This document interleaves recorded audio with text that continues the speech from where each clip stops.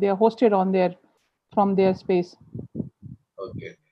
Actually, on their platform, actually. Mm-hmm. So we have architect Piyush, who is a faculty member. He coordinates the senior faculty member in the Alba Okay. Institute. Piyush, what's his full name?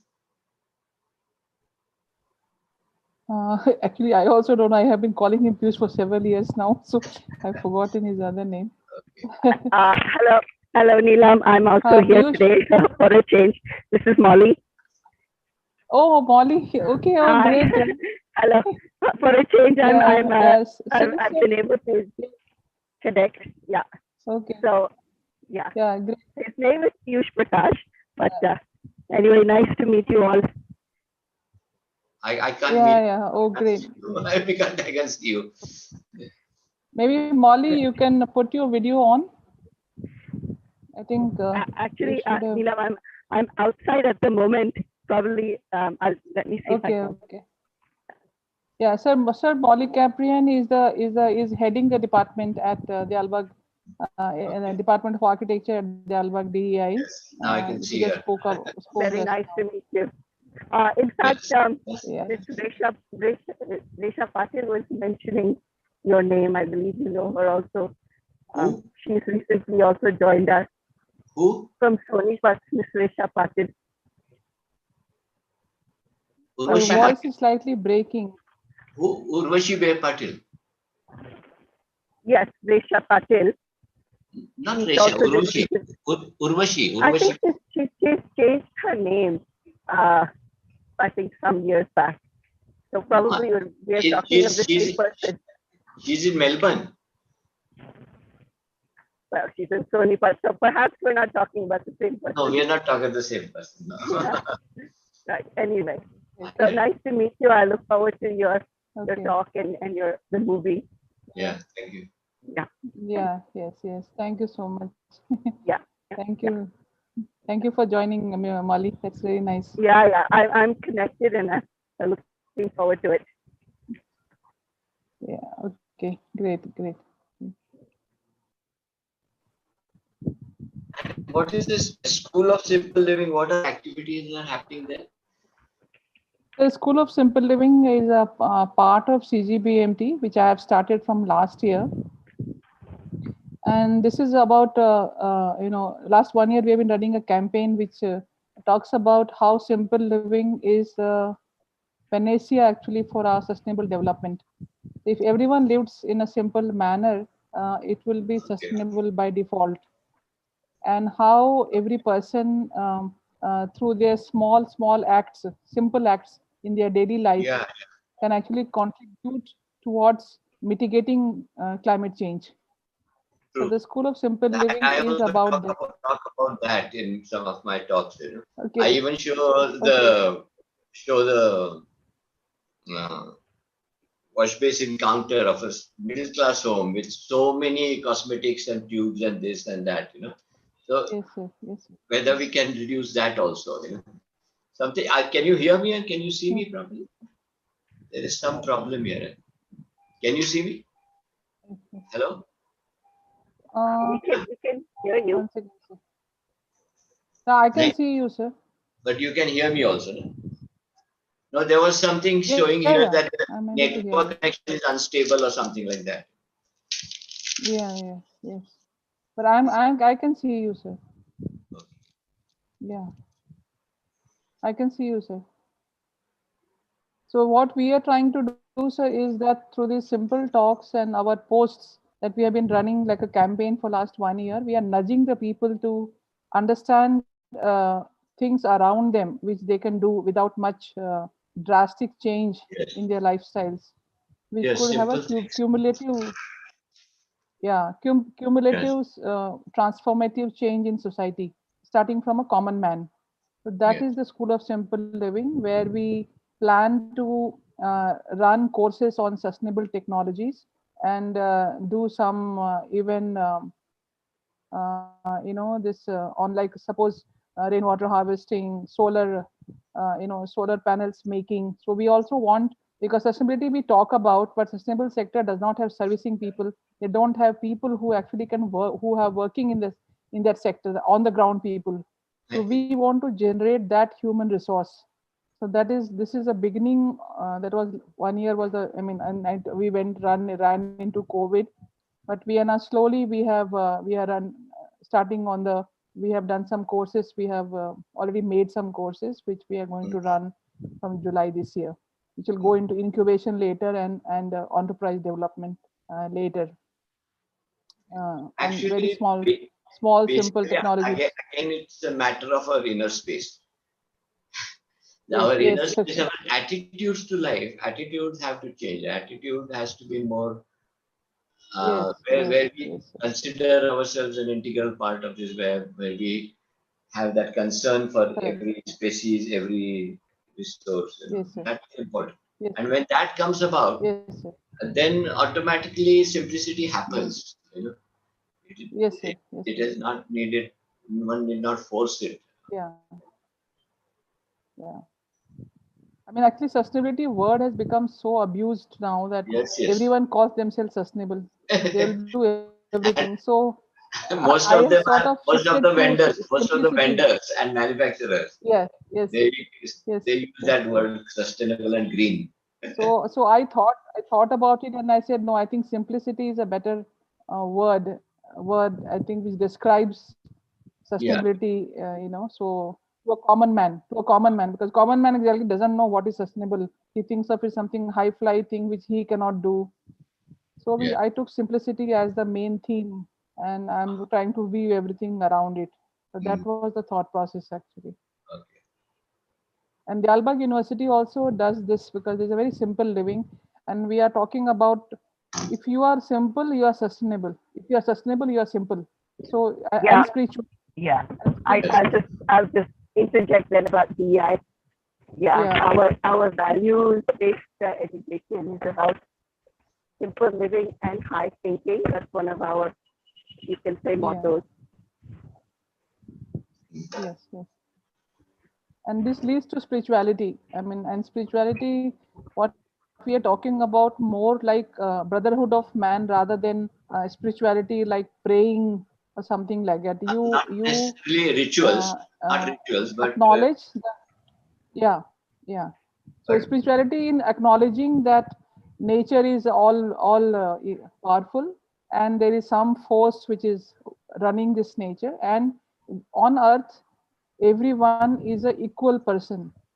So there has to be equity of resources which should be there, the distribution of resources, and that is brotherhood of man. So when you, the moment we address that, that's becoming spiritual, and that leads to simplicity and sustainability, all that by default. yes, So that is what the whole that's series that's is about, sir, actually. yes. And the That's how Albag education that's is how about that. my life is similar the way I live. That's why I've chosen you, sir. That's why I took you, because I was looking for somebody whose ideas, resonate with us. So Mm, that's why I was very keen. So from December, I've been talking to you. yes, So finally it has happened. by March, I could get you somehow. So this is how it is. Yeah. So I think, sir, we will. I think another 5 minutes. We will go live. We are already live actually. You Yeah, have already put us on live working, I think. another 10 minutes. We Yes, start at 4:30 sharp. 4:30. And yeah, you want to check your share screen just for last minute. Yes, yes, we will.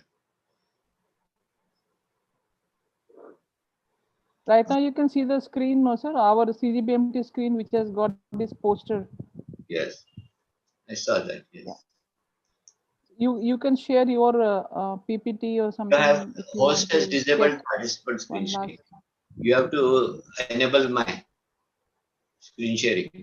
Uh, we have done that, sir. You can just do it. Okay, now it's done.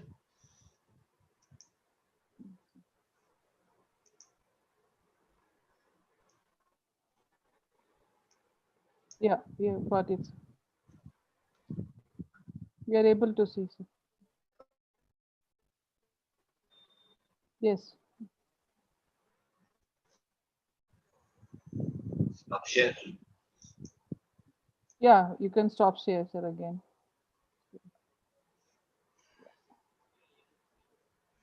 You are You from can put Bihar, you it said, back. no?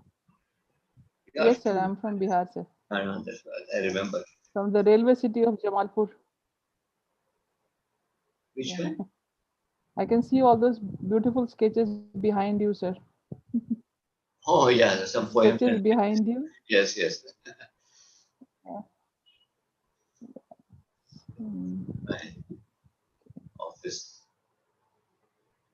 Hmm. Okay, this is your office, sir, here in Kolhapur. Yeah, right. Hmm.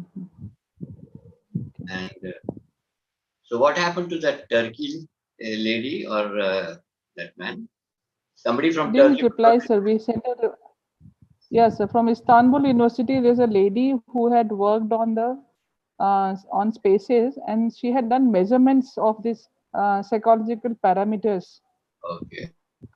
according to different things. So I had thought that it will be a very good comparison, and that there is a this is the thought process how we do it, and then it is actually measured. I followed her quite a bit, but she has not replied, so I'm not You very know her sure personally, or whether her mail ID has. do you Huh, know her sir? personally? Do you know her personally? No, sir. No, sir. I had been searching. I No, but keep I have searching a, on the I the have India a map. few friends in Istanbul who could have traced her also, but then I thought you had a connection. Okay, okay, 'Cause okay, I lectured there also at the university, Mimar University. okay, okay, okay. Maybe next time we will definitely uh, Uh, do that. and there is one architect there called Amre Arolat. You know him also. Hmm. He has a big firm. Hmm. Hmm. Okay. Hmm.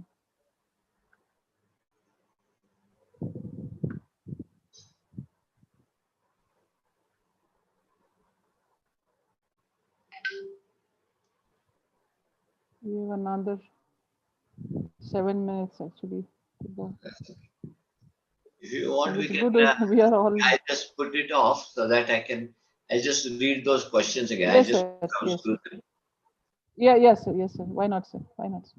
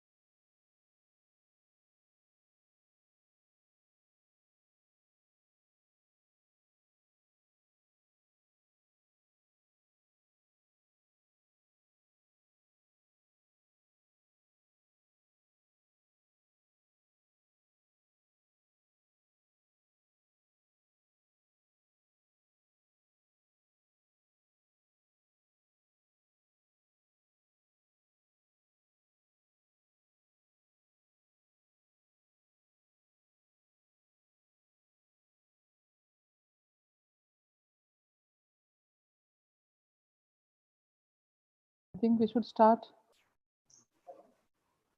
4:30. You. We should start. Yeah.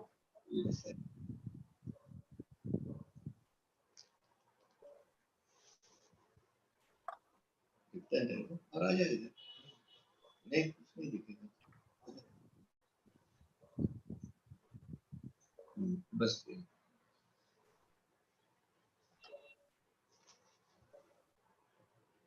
Earphone से better होता है ऐसा कुछ Yeah. According to ancient and medieval sciences, ether, also spelled ether, ether, or ether, and also called quintessence, the fifth element, is the material that fills the region of the universe above the terrestrial sphere. Scientifically, space is the boundless three-dimensional extent in which objects and events have relative positions and directions. Physical space is often conceived in three linear dimensions, although modern physicists usually consider it, with time, to be part of a boundless four-dimensional continuum known as space-time. The concept of space is considered to be of fundamental importance to an understanding of the physical universe. The element of design space refers to the area within, around, and above or below an object or objects, very important to creating and understanding both two-dimensional or three-dimensional spaces. Space is one of the elements of design of architecture, as space is continuously studied for its usage. Architectural designs are created by carving space out of space, creating space out of space, and designing spaces by dividing this space using various tools such as geometry, colors, and shapes. Space encompasses the volume of a structure, the parts of a building or place we move through and experience. But space can only be created through the use of form. Form is the mass or grouping of materials used to give a building its shape. Humans do not ordinarily perceive a binocular space, which means a separate visual world from each eye, but instead a so called cyclopean space, as if the images from each eye fuse to produce a single visual field. We use our eyes to visually probe a space, making thousands of subconscious computations every second. Wayfinding, orientation, direction, etc., all come from visual clues. The lens of our eye with a 22 focal length allows us to experience perspective space in a consistent and readable way. Based on its English lexical concepts, space are supposed to be of three types: geographical space, living space, and the interior or central architectural space. But I consider space as the stage set on which all the life in this universe is enacted. It is the basis of architecture, from which architecture obtains its characteristics. Psychologists first began to study the way space is perceived in the middle of the 19th century. Those now concerned with such studies regard it as a distinct branch of psychology. The perception of surroundings is important due to its necessary relevance to survival, especially with regards to hunting and self preservation, as well as simply one's idea of personal space. The understanding of three-dimensional space in humans is thought to be learned during infancy using unconscious inference and is closely related to hand eye coordination. The visual ability to perceive the world in three dimension is called depth perception. Several space related phobias have been identified, including agoraphobia, that is the fear of open spaces, astrophobia, the fear of celestial space, and claustrophobia, the fear of enclosed spaces, etc. With most of our lives spent indoors, The space we occupy has a major role in our psychological behavior. Environmental psychology or space psychology is, in fact, the interaction between people and the spaces they inhabit. There are several factors which address the senses of the individuals like scale, proportion, color, etc., and generate a spectrum of feelings and practices, from inducing warmth and safety, defining well being, or creating a positive and efficient work. It has a lot of impact on how we act or how we feel. Therefore, design and creative measures should be considered according to social and psychological needs of the occupants. With the rise of functionality in the last decades, space became a mere reflection of the program it holds. People were stacked in boxes to produce.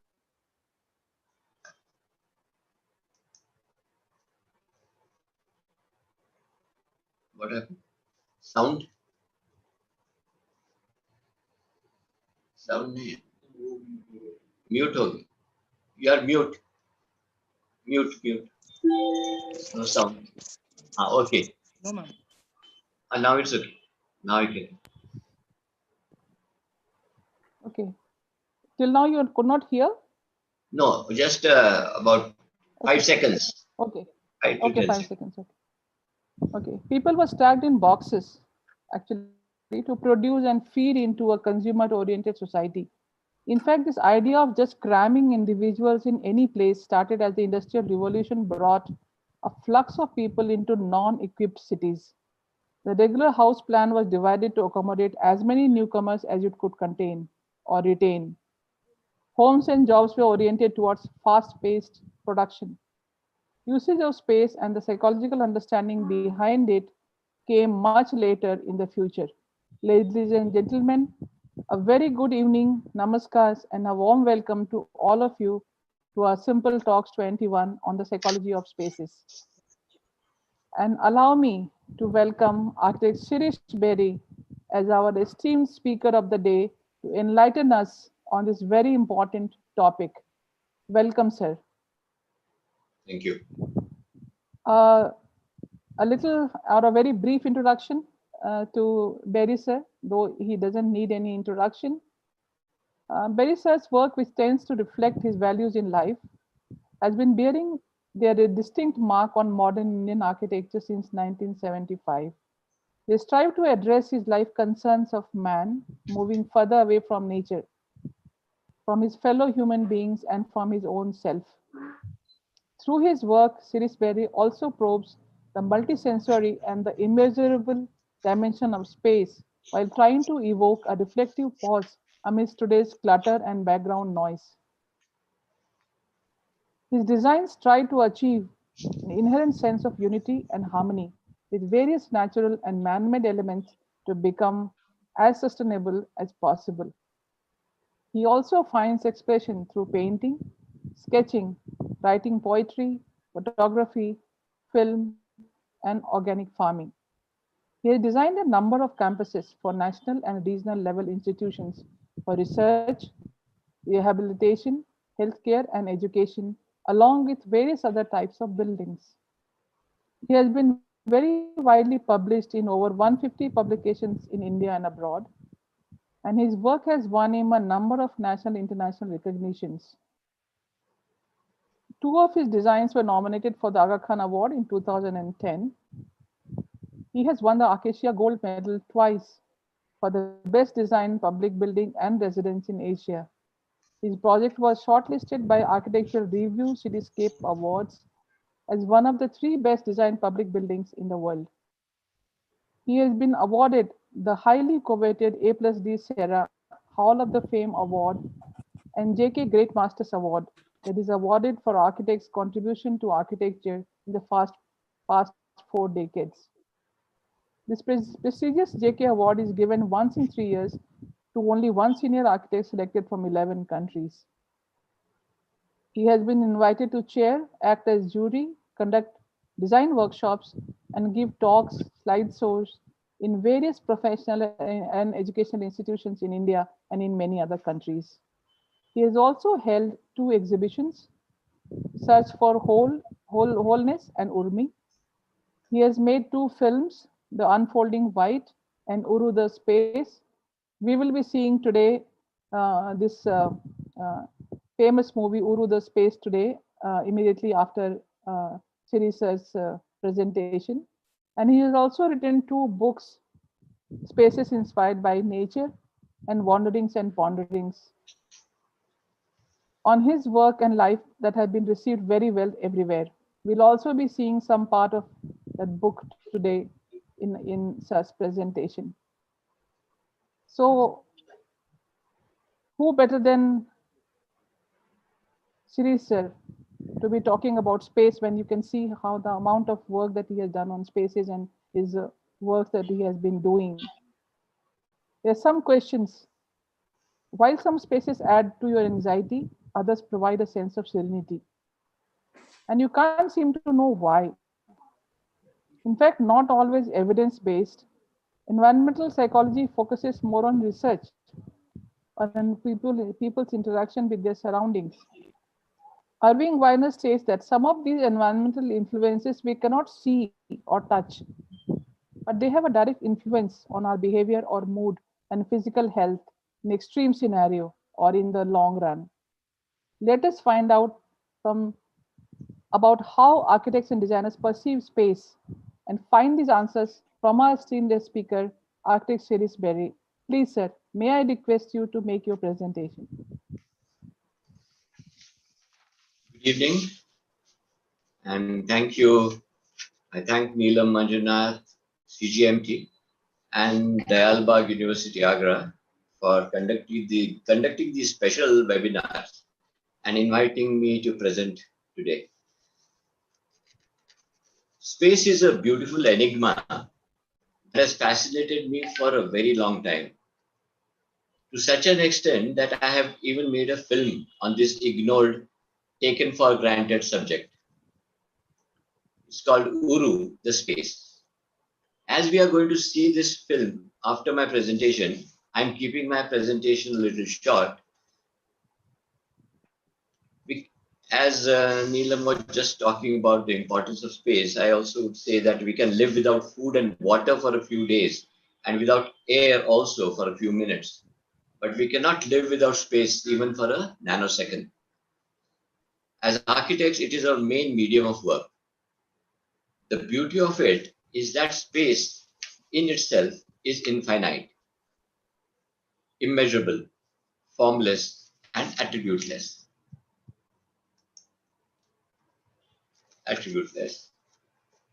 Where we, through our designs, make it finite, measurable, with diverse forms. We lend it multiple attributes that decide on the quality of space. As one delves deeper into this concept of space, one encounters two kinds of spaces, which are also mentioned in our scriptures. One is the measurable, visible, tangible outer space called the Bhutakash, the space in which we move around, and the immeasurable, invisible, intangible inner space called Chidakash or Chitakash, the space within our mind and subconscious, in our attitudes and values. Both are continuously influencing each other. I'll start with the presentation. Yes. So both these are continuously influencing each other. If this is the integrally interconnected and interdependent scenario of our inner and outer spaces, both need to be dealt with simultaneously. Shall we? I'll just yeah.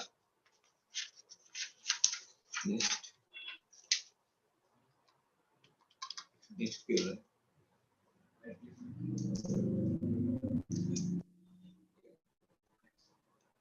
अरे वो हमेशा इधर था.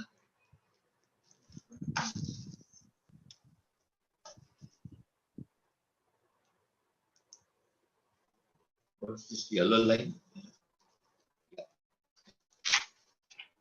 What is that yellow line that has come up? Don't worry, on the sir. screen? That's nothing. No, You I don't think see it? your cursor movement or something would have. something. The cursor movement must have come, but no problem, sir. Yeah. Nothing to worry. Okay. Okay. Let's take a look at this outer space. This outer space in nature. Now, what it does, like when we go there, it does have some effect on our inner space, on our moods. It makes us more tranquil, more peaceful, more harmonious. But now, at the same time, our inner space is also affecting this outer space. Like our inner space in some areas has made this space like this, because our inner space has become so greedy, consumeristic, and it is become so selfish, and it looks at man as a someone different from this overall scheme of things. It doesn't have any problems in making this kind of a scenario. Now, when the inner space is more harmonious, the social, and it is more responsive to the social, cultural, and the climate there, we have out spaces like this or like this. But when our inner space becomes incoherent, isolated, greedy, and consumeristic, we have something like this happening, which is our today's outer space. There are two images of the about just a kilometer away in Ladakh. Look at this beautiful village of the natives there. See how it is located on the hill slopes and how it is organized in a very organic manner. Whereas look at the new development just a kilometer away made by the army. This outer space is created because of the security, the supervision, and uh, the irresponsiveness to the climate and topography there. Space has different connotations. Now look at this. I mean, 143 million people live in such a big area on this earth, whereas 165 million people live in this small space here in Bangladesh, and that's Russia. Now, the concept of space for both these inhabitants would be different. Technology has also changed our concept of space. The kind of space that was required earlier is now just taken up by a small mobile now in our lives. The concept of a bedroom or a space to sleep is very different too. You can see here or here a person sleeping under the car. This is where they sleep. That's the bedroom. This is another kind of bedroom, capsule hotel, or this is the other one, the other extreme. The concept of space for sleeping is so different in so many different places. Or it could be something like this: a simple bedroom in my own house, my own lake house. Even the space, the transitional space, or the space, the interface between the building and the road is so different in so many places because of the uh, again the attitudes and the values of the people. Like can see the kind of relationship these people have with the road, or these people have with the road, and compare that to this relationship which these people have with the street. Or this, there are two extremes. Like one is this is very near each other. Like this, the inmate of this place wants to be exclusive, wants to be isolated, wants to have privacy, wants to be disconnected with the outside world. So he has built such a big wall for his big villa inside. And whereas this is another interface in a nearby city where the house, the building, and the road have such a beautiful interface, the space in between. Now, shall we quickly run through some examples of spaces designed by me where the user has expressed a decisive impact on his or her inner space? This was a site in Nagpur. There was a 12-acre of farmland and the resident was from Nagpur, and they wanted to wanted me to design a farmhouse here. They wanted me to design somewhere here, but when I walked around the entire site, I was fascinated by these two trees here. This was the Beda, and this was the banyan tree here. So, and I kind of sat down under the tree and almost took his permission to build there. And I told them that I would like to build a house here. And so the house happened something like this, with the banyan tree here and the Beda tree here. And when I was sitting here, I sensed a certain kind of a rapport between the banyan tree and the Beda tree, which I tried to strengthen with by introducing this lap pool in between. And the banyan tree is located in such a way in this space that it can be seen from almost all the rooms in the house. Sorry, the entrance to the house is from the a small alley which I have created, because from outside you don't see the banyan tree much. But when you come here, you have the vista of the banyan tree here, and till it opens out as you enter in. So this is the entrance to the house, and then the courtyard around which the house has been designed. This is the banyan tree as seen from the Beda tree with the lap pool in between, and this is the Beda tree as seen from the banyan tree.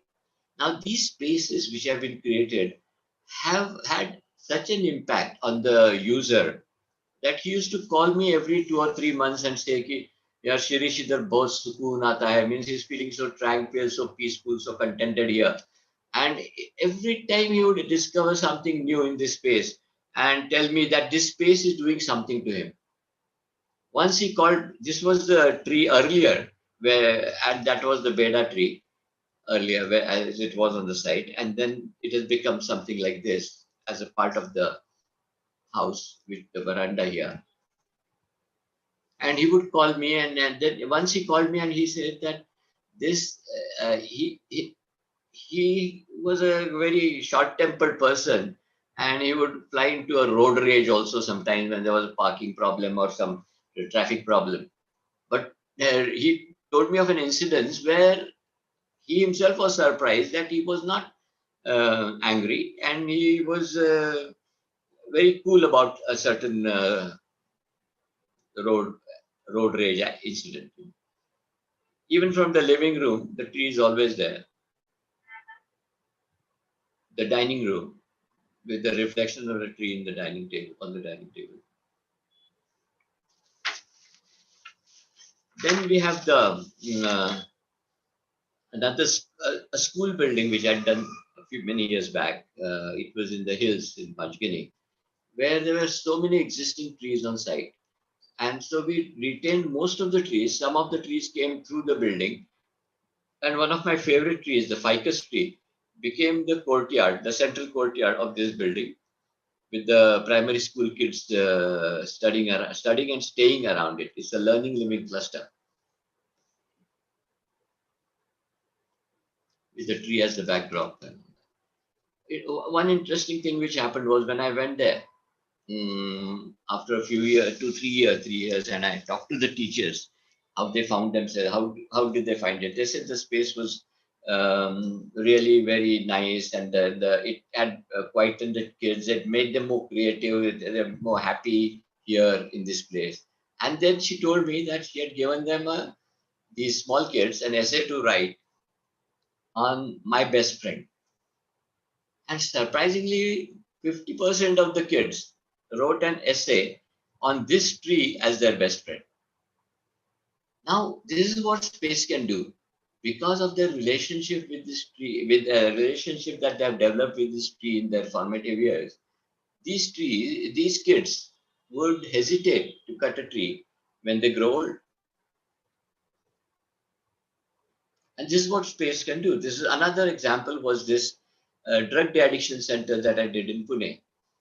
When I discussed the psychology of the addict with the doctors there, they said that the addict doesn't like to be left by himself or herself. Group therapy always helps. So that is why we created this kind of an amphitheater where group activities could be encouraged and people could be in touch with each other even from the upper levels. And I was once surprised that we had normally in the wards, we had provided beds in the wards for the patients with about 1.2 meter gap in between, like you have in all hospital wards. But when I went to visit them, sorry, when I went to visit them, I found that they had joined about 3-4 beds together, and they were all sitting in a group and playing cards or carom or things like that. So they want this like this physical proximity. So that was one thing that I realized about what their perception of space. And the second one was another interesting point was when I was traveling or moving around here, an addict, a person came and asked me whether I had designed this building because somebody must have told him. I said yes. Then he told me his story. He said that he was a patient here in this building for 5 weeks. 5 weeks is the period that they have to stay there for 5 weeks. And he said that this blue sky, which is seen in this space, was his inspiration to be cured. I was surprised because I said, how come? He says that was the symbol of the outside world for me. And that was beckoning me to leave my addiction and come back to the outer world. So these are things which, subtle things, immeasurable things, which spaces embody and express in the users. Then we had this site in Hyderabad where we had these huge rocks on the edge of the site, and then I convinced my clients to exchange some good piece of land on that side and get the rugged land on this side so that I could build around it. And I fell in love with these trees and with these rocks. Sorry, with these rocks. It's almost a million-year old national heritage. I've set up my small studio here for 3 days and designed so that my building became a tribute to this national heritage.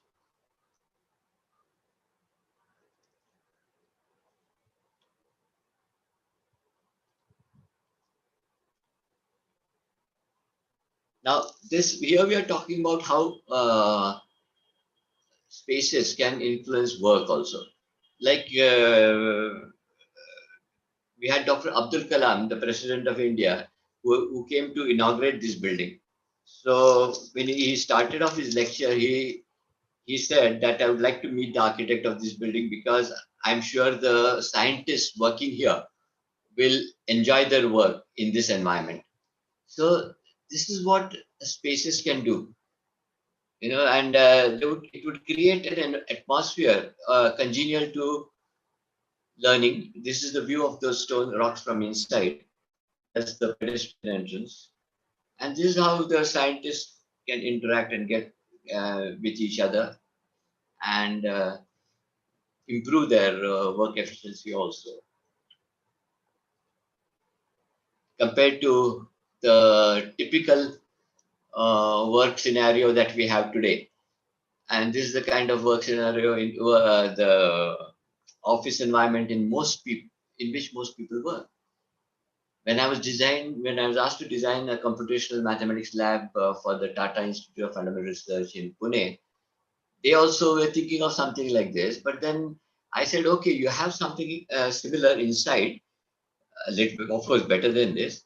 But also, we could have some semi-open, semi-outdoor spaces where some of the scientists could sit with their laptops under a tree and under the shade of the creepers and work. The director liked the idea, and so finally we could do that, execute it. I myself work in such environments. I normally sit like this and do my designs. I'm facing the sea at my beach house. And this is my lake house now with my colleagues, with my associates. So now let's just take one kind of space, the hospital arrival space, and see how it can act as a damper or as a catalyst in the healing process. Because my movie is going to talk a lot more about space and a lot more dimensions and attributes of space. I am going to deal with only talk about only one kind of space now today. Like this is the kind of scenario that we see in most public hospitals or common big hospitals, where there is this crowding and it totally is lack of natural light and ventilation. It's all artificially lit and maybe artificially ventilated or non-ventilated. Now this I wanted to change. I wanted to create hospitals with the arrival lobbies uh, symbolizing health through nature. Like if I thought that if my arrival lobby would have natural light and ventilation and some nature, it would automatically bring about a sense of uh, it would act in the it would contribute in the process of healing. It would act as a catalyst in this healing process. So this was a craniofacial hospital that I did, a hospital that worked in only this much part of the body. It's a maxillofacial or craniofacial hospital. This is the entrance lobby. People can sit around in a more informal manner. Then even the operation theater here has a terrace garden with a big glass window. There's a double glazing here, so the sterility inside the building, inside the operation theater is maintained. This is the arrival lobby of a large, about a 5.5 lakh square feet. That is more than 500,000 square feet hospital uh, with for more than 500 beds, 550 beds. There's not a single natural light on, and because of the side courtyards on both the sides, there's good ventilation possible also. Same place.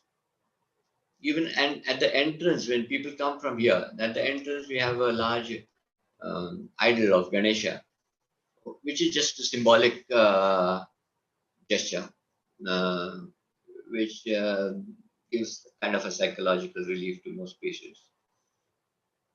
Then we have another hospital nearby. This is more than 3.5 lakh square feet, more than 350 beds.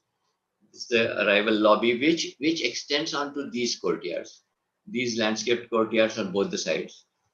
This is the kind of 7-story hospital. But what I'm trying to convey is what space can do, what kind of a impact these outer spaces can have on the patients, the troubled patients and their relatives. In a pediatric dental ward, the waiting space for the children is designed like this. Then we have another hospital in a crowded, in a very restricted city urban plot. So we have a basement below, so we don't have natural soil here. So we had to put potted plants. So this here again, what this picture is taken without any artificial light. Is just the natural light, and there's beautiful natural ventilation here in the summer. We don't need any air conditioning. The same hospital. These acrodomes bring in light into the basement. This is the same counter, and like from every floor, the relationship with this main atrium lobby.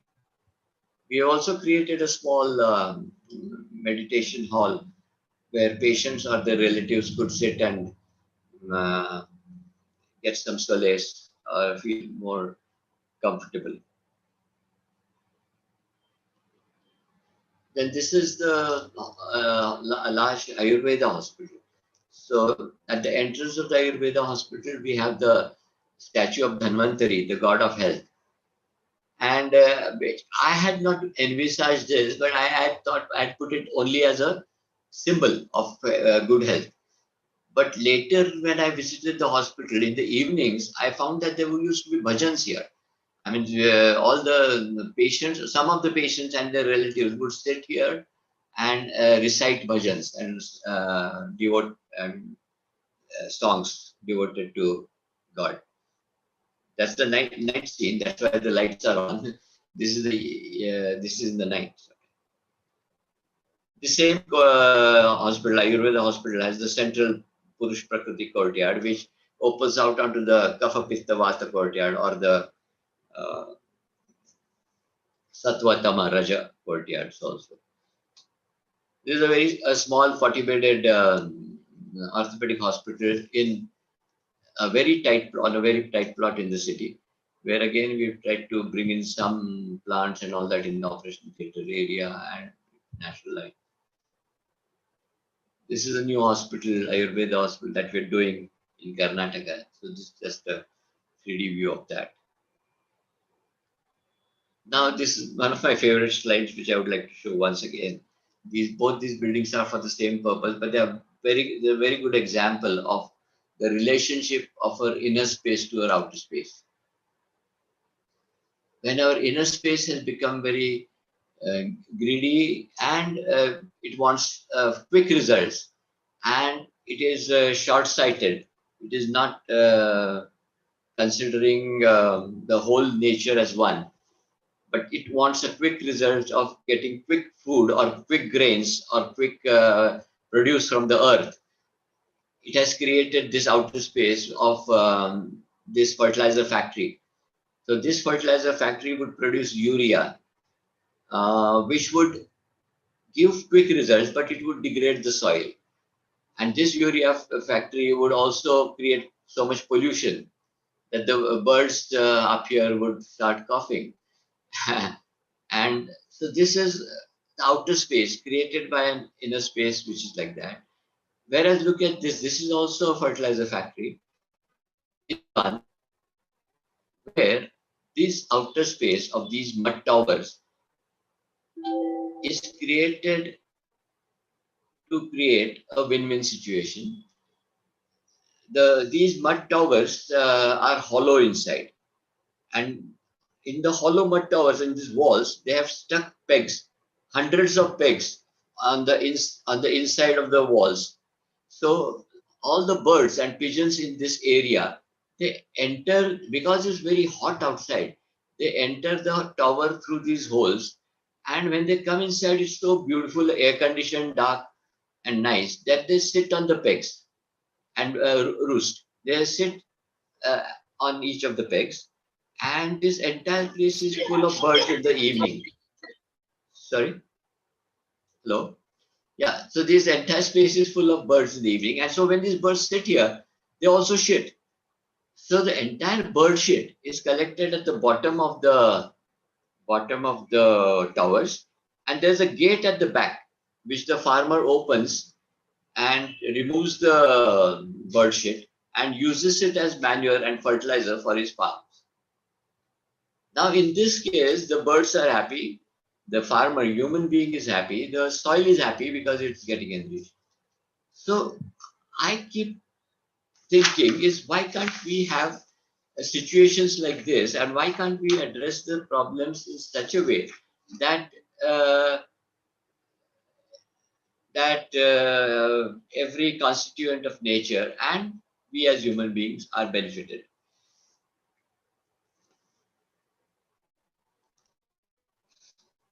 So maybe create and live in spaces that add those perennial, immeasurable dimensions to our lives, dimensions of celebration, sanctity, empathy, goodness, and well-being. Thank you. I think I would now request the organizers to run Yes, my sir. film. I'll stop sharing. Yes, it. sir. Yes. Thank you so much, sir. We will start the movies.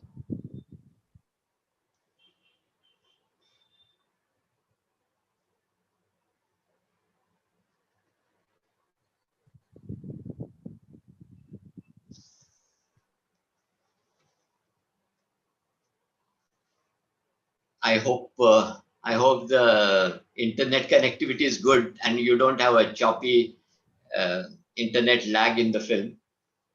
No, let's Inshallah. hope for the best. Yeah, hope for the Yeah. best.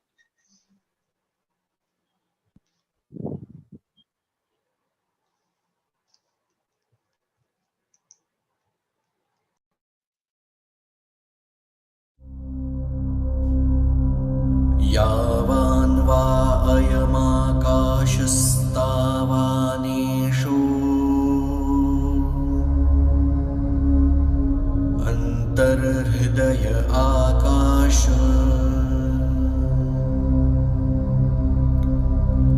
उभे अस्मिन् या वा पृथिवी अन्तरेव समाहिते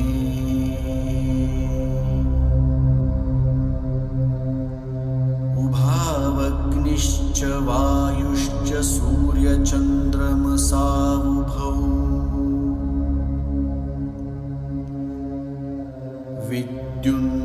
विद्युन्नक्षत्राणि यच्चास्येहास्ति यच्च नास्ति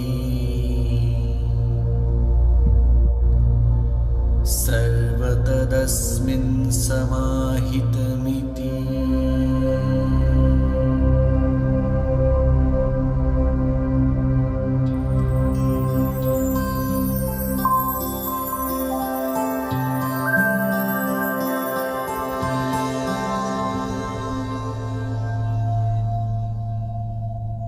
This space is the very evidence of our existence.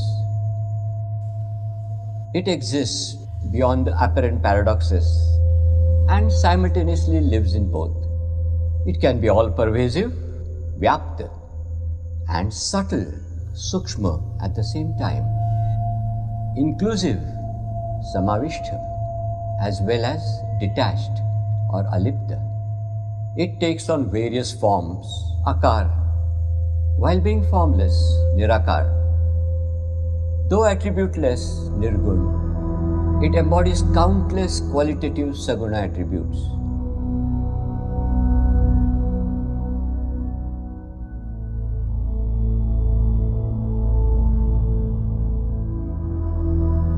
From this space arise innumerable diverse forms that we encounter in our everyday lives. Isn't it the ultimate canvas of all life?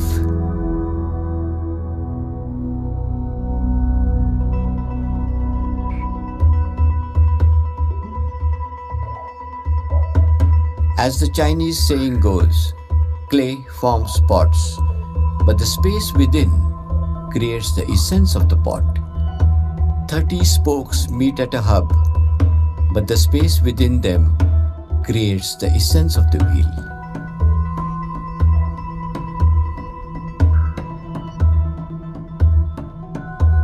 Walls with windows, doors, and roof make the house, but the space within them creates the essence of the house. What concerns us in this brief exploration of space is the day-to-day, functional, existential space of the common person. It's the relationship with the space within that person's conscious and unconscious mind.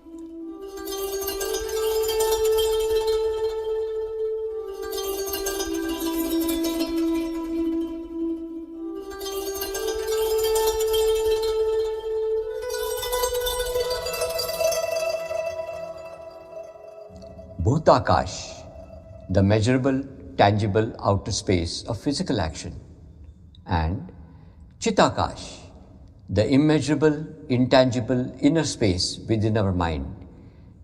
Both are always reciprocally interacting and influencing each other. Isn't our journey in life basically our journey through different outer and inner spaces?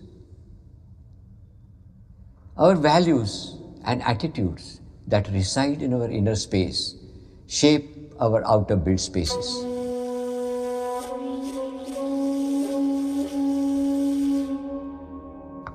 Like our earlier attitudes of sanctity and respect towards water, shaped these spaces.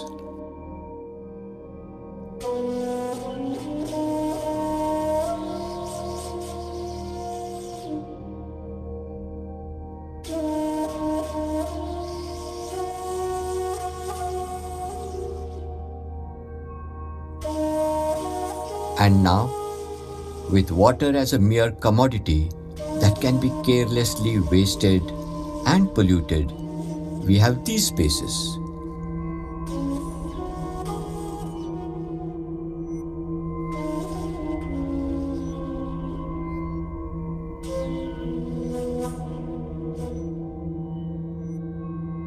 Our food storage spaces, when food was considered sacred and as a gift from God.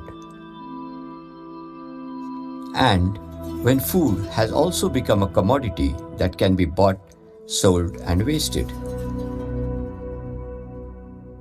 Don't today's overcrowded, cluttered environments reflect our inner clutter?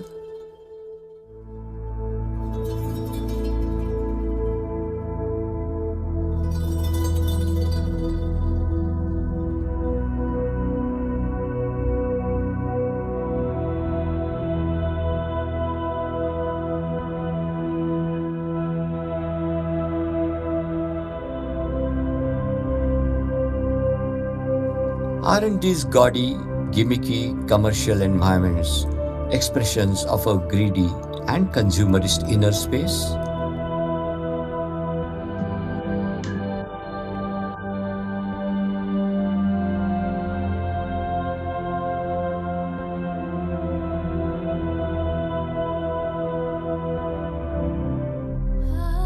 We had interesting, organic, unpredictable, interactive streets and spaces.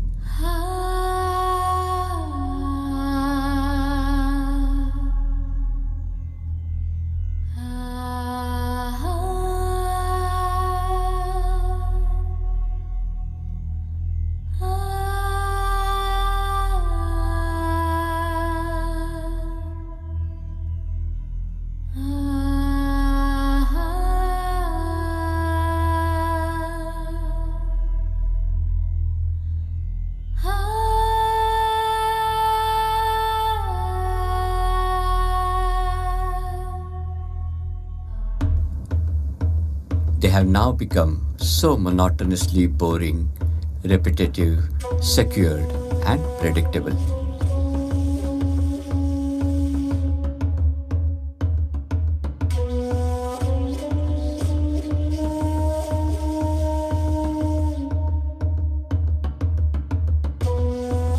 Thus, becoming expressions of our closed-in, insular, isolated, insecure, and mistrusting inner space.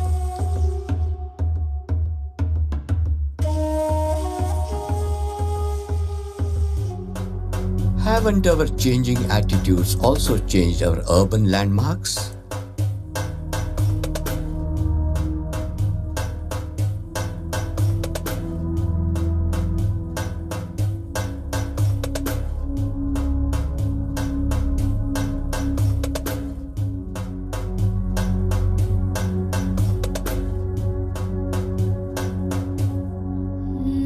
Similarly, this outer space is also affecting our inner space, our spirit, moods, and feelings. Spaces that help in calming and soothing us.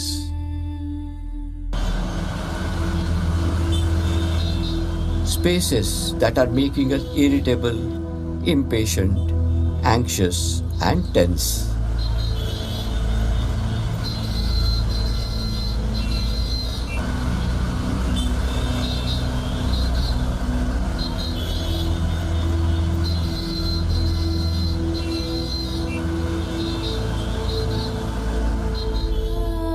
Don't some spaces tend to heal and rejuvenate us?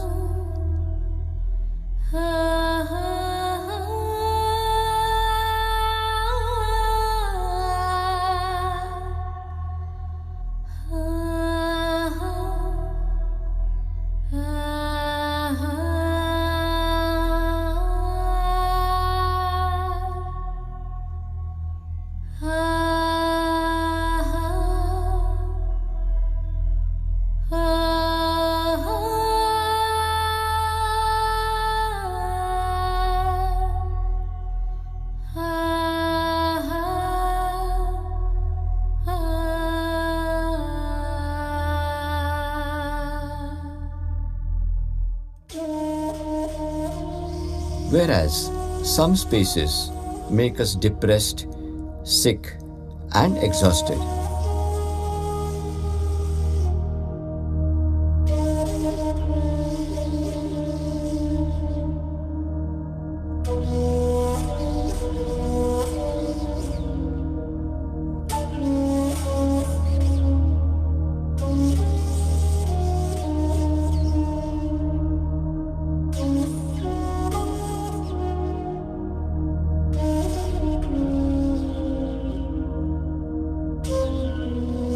Which is why, on 16 March 1972, the US Supreme Court ordered the demolition of Pruitt-Igoe, a famous housing landmark of modern American architecture in St. Louis, because its spaces made the residents sick, depressed, antisocial, and violent.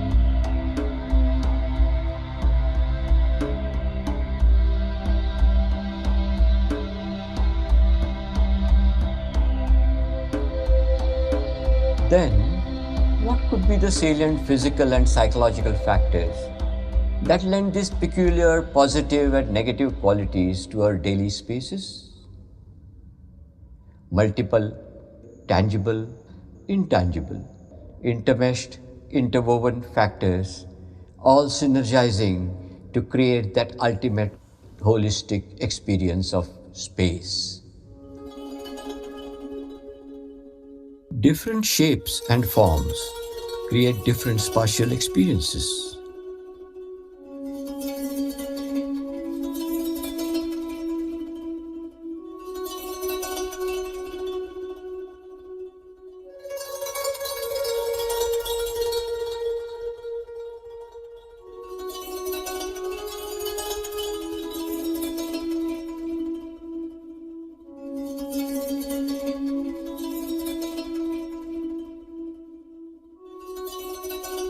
So does the quality of light.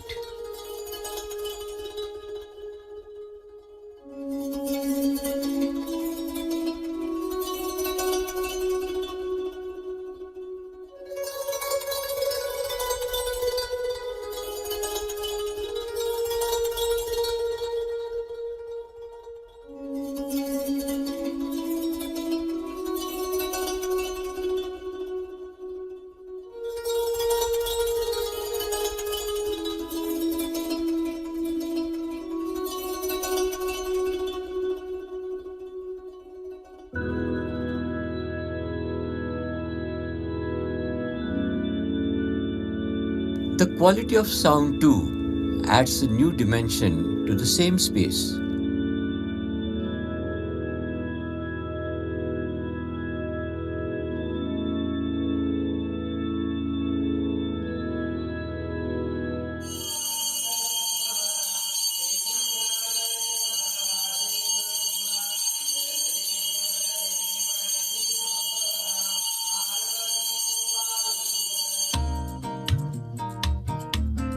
Different scales, proportions, and volumes articulate the space.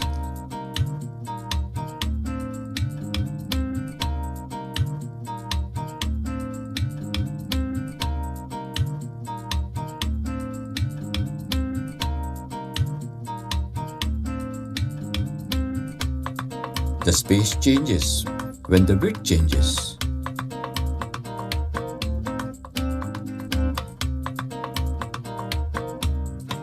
And even when the height is modified.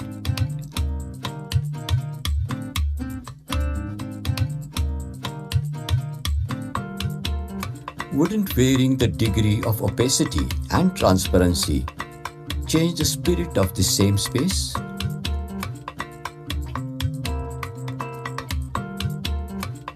The removal of the tree and plants can take away some of the charm too.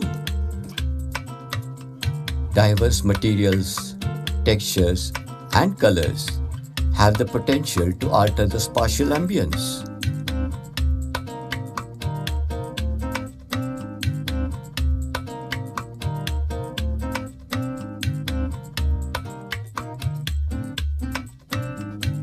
Spaces created with indigenous materials display a natural, organic warmth.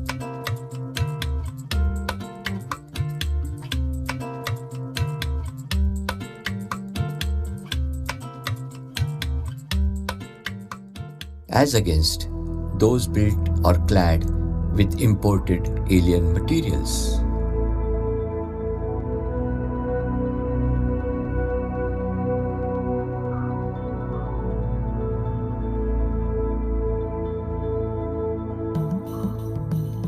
Different materials and their structural spanning systems influence the quality of space too.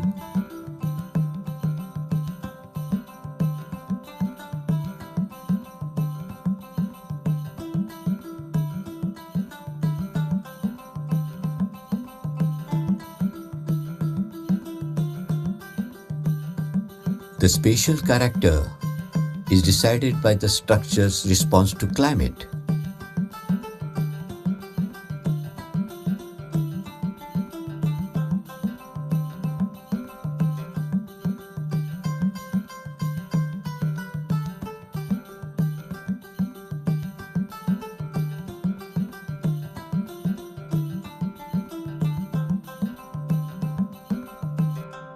Even different socio-cultural perceptions and behavior will create different organizational patterns and varied types of spaces.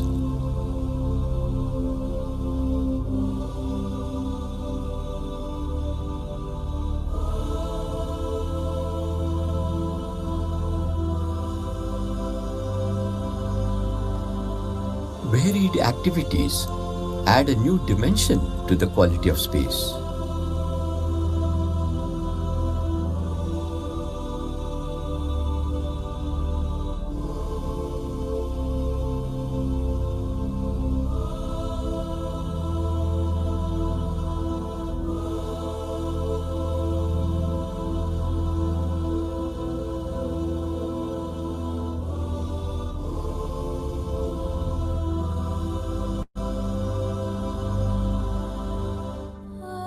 Diverse spaces are created in response to diverse religious beliefs.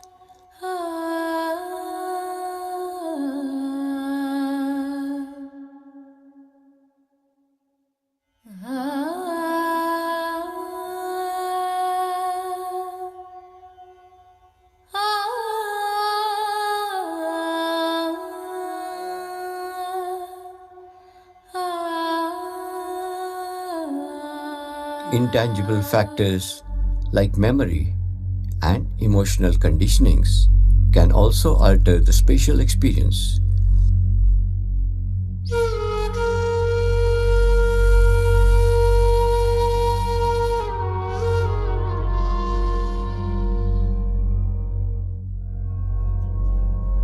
Each person's unique mental state can decide on the spatial experience. Beautiful space ignored by the irritated mind.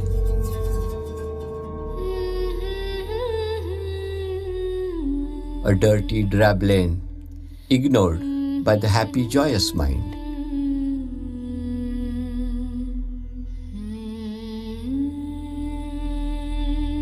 Movement enables the intriguing unfolding of spaces.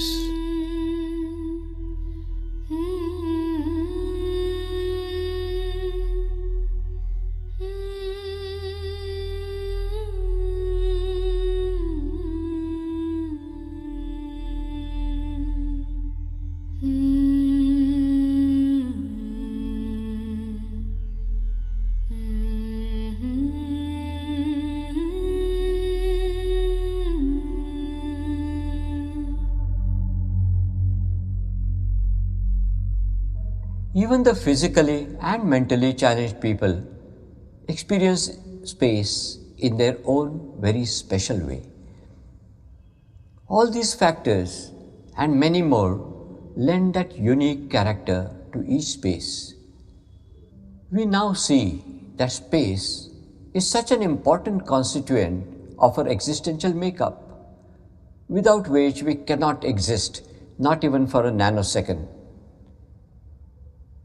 When an improved quality of our outer space can help in improving the quality of our lives, Why are we so insensitive to it and take it for granted?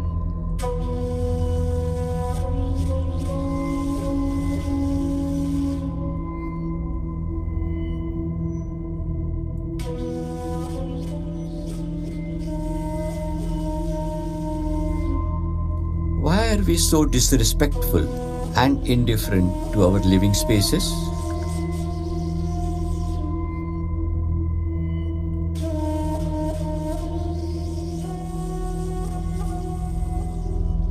Can we bring about that sense of order, harmony, and beauty in our spaces and in our lives? Why do we take pride in living in spaces that are so commercial, cluttered, vulgarly conspicuous, overconsumptive, expensive, and non sustainable?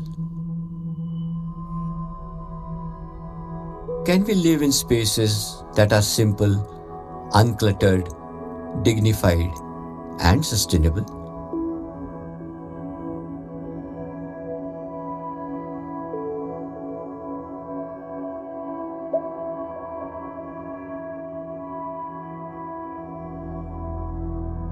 This unsustainable consumption takes a toll on nature's space.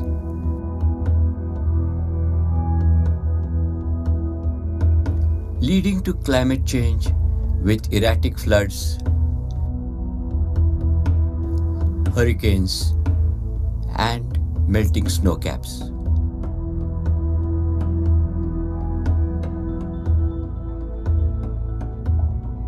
What have we done to our modern day work environments?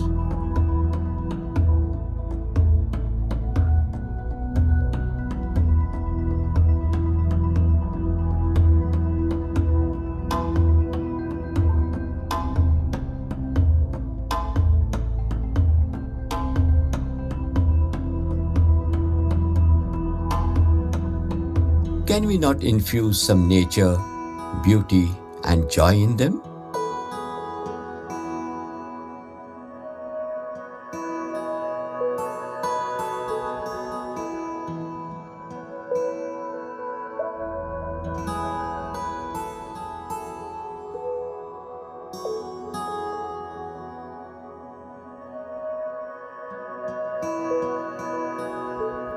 Why were our earlier living spaces harmonious and unified with that sense of belonging and integrity?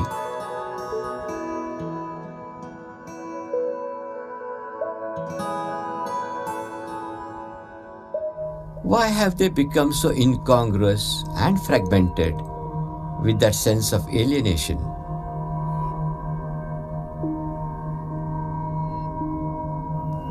Do we need a dangerous, debilitating pandemic like COVID-19 to force us to take a pause and re examine our lifestyle with its excessive consumption?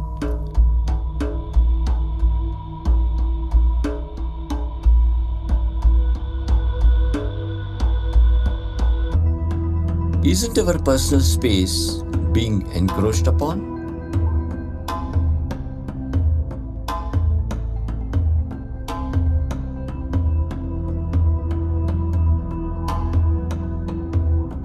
Why do we create, accept, and then tolerate this partial inequity and injustice?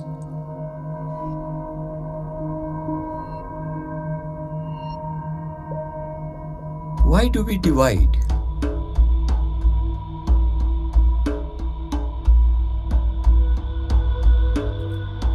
And then fight over these notional imaginary space boundaries?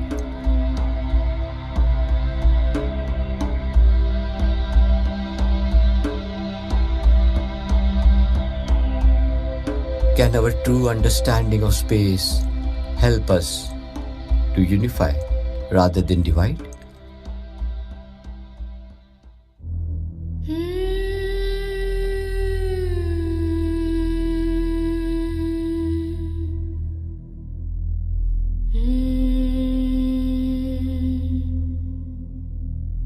Can we feel space as that pause and silence in our lives?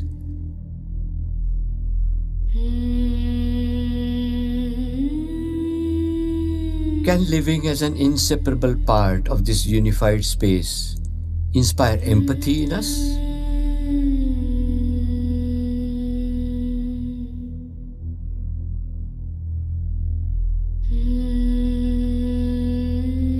Can space encourage tolerance by granting each one their space?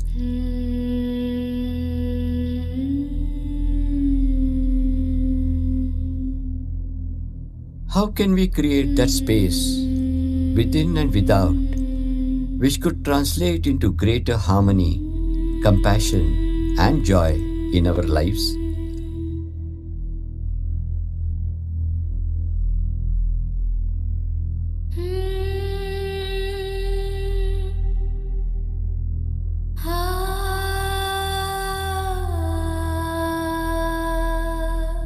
Though this space is embodied in trillions of different forms and identities in this universe, aren't these forms essentially the same unqualified oneness and energy of this universe? Being one of these trillions of space containers myself, am I not everything and nothing? Then, wouldn't our inner space merge and become one with the wholeness of that omnipresent universal space? Thus, dissolving the Dvaita, the other.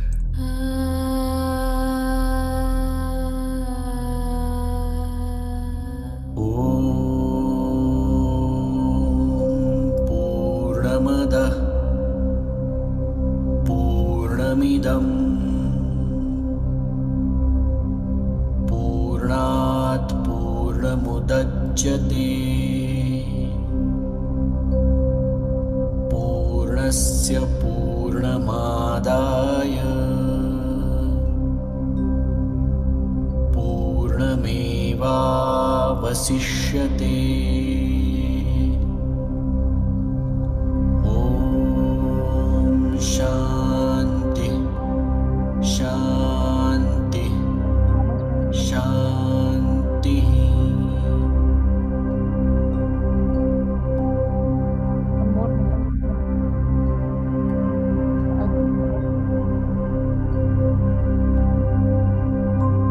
Yeah, now we can start.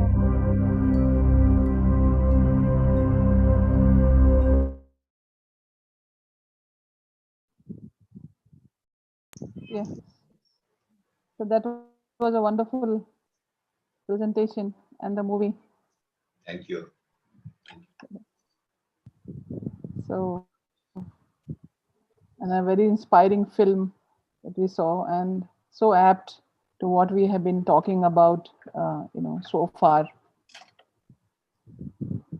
As we saw, actually, and heard from you, there's so many architectural cues that can provide reinforcements to the desired behaviors that we would like to see enacted in specific place types. Your examples showed that. In other words, architecture is the physical mean, while the key factors that architects need to pay attention to include safety, social connectedness, ease of movement, sensory stimulation, and more concrete measures encompass light, colors, art, ventilation, etc., which you showed through varied examples. Some principles of design, they can comprise balance, proportion, symmetry, and rhythm, and they can introduce a sense of harmony.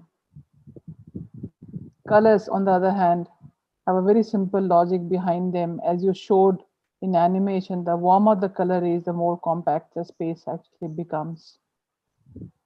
They can also evoke feelings of comfort that you showed in the hospitals and stimulate communication, like you showed in your school courtyard, the trees communicating to everyone.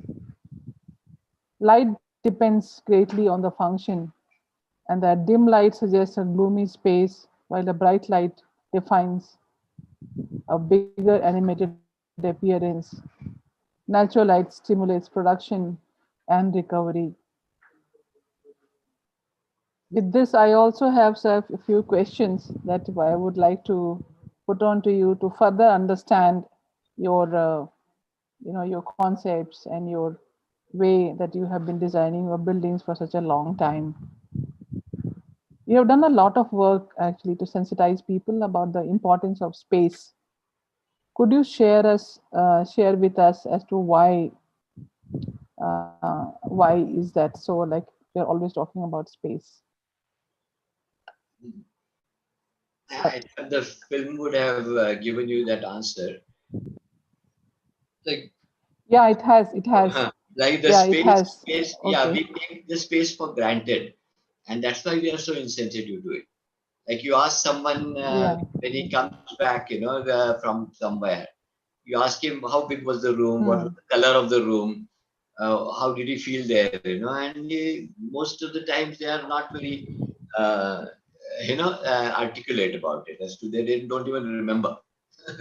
So I think it is very, Hmm. very important for us to understand this the the quality of space, like what is space, and basically space is that Hmm.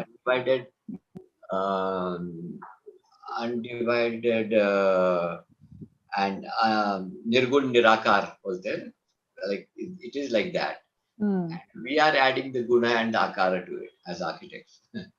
So Okay.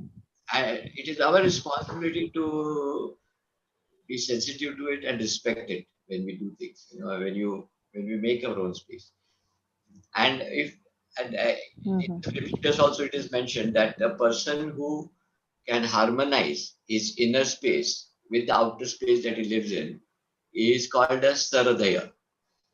Saradaya. So Hmm. I wish more of us could become saradayas. Hmm. Okay. Okay. So your new book, Wanderings and Ponderings, um, which is recently being launched by you, is about life, places, and spaces. And I quote: "Here are some of my wanderings from one horizon to the next, traversing this worldly quest, and my ponderings from one thought to the other, and then to no other." It's such beautiful, insightful lines, and such a beautiful book. I have gone through your whole book, so it's really amazing. Could you please share with us some very important anecdote about the book, like while when you were writing or when you got about the idea of the book or something like that? Could you share with us? Hmm. Like this book, actually, though it was compiled, edited, and written during this pandemic, because I had a lot of Okay. free time then, so I could do that. But Okay. actually, this book is written or drawn at different stages during the last 50 years.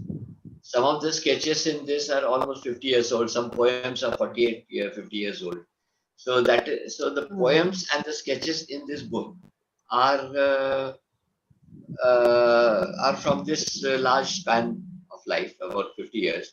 Only thing what I've done is I've tried to create a certain continuity and certain thematic continuity and give a certain thematic continuity to these Hmm. thoughts and sketches.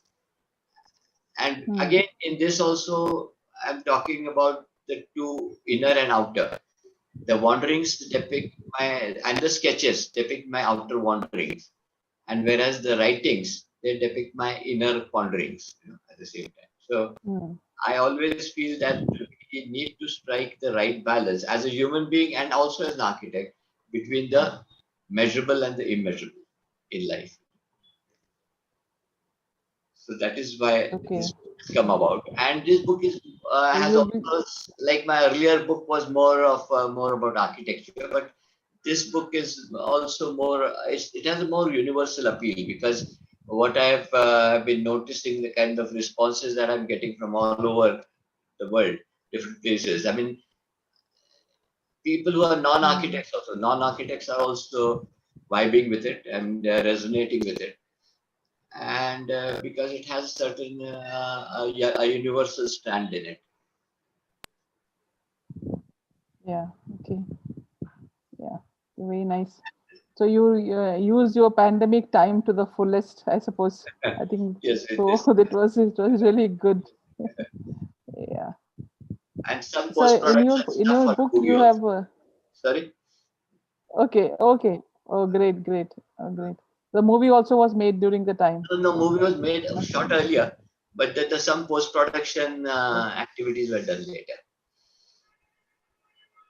Okay. So in your book, so you have quoted is a quote from Henry Cartier.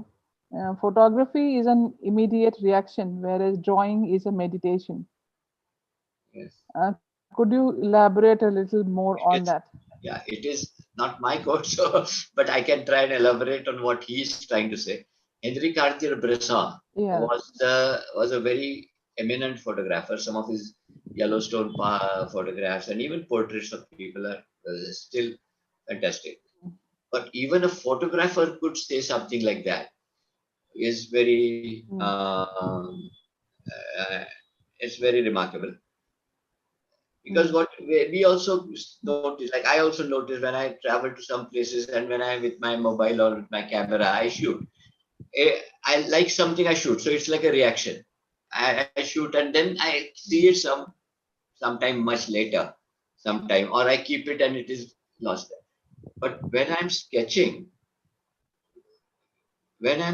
what happens is I get absorbed in that whole atmosphere in that scenario, and I tend to what happens is that the subject object division tends to blur with me as the subject drawing and the nature as the object which is there.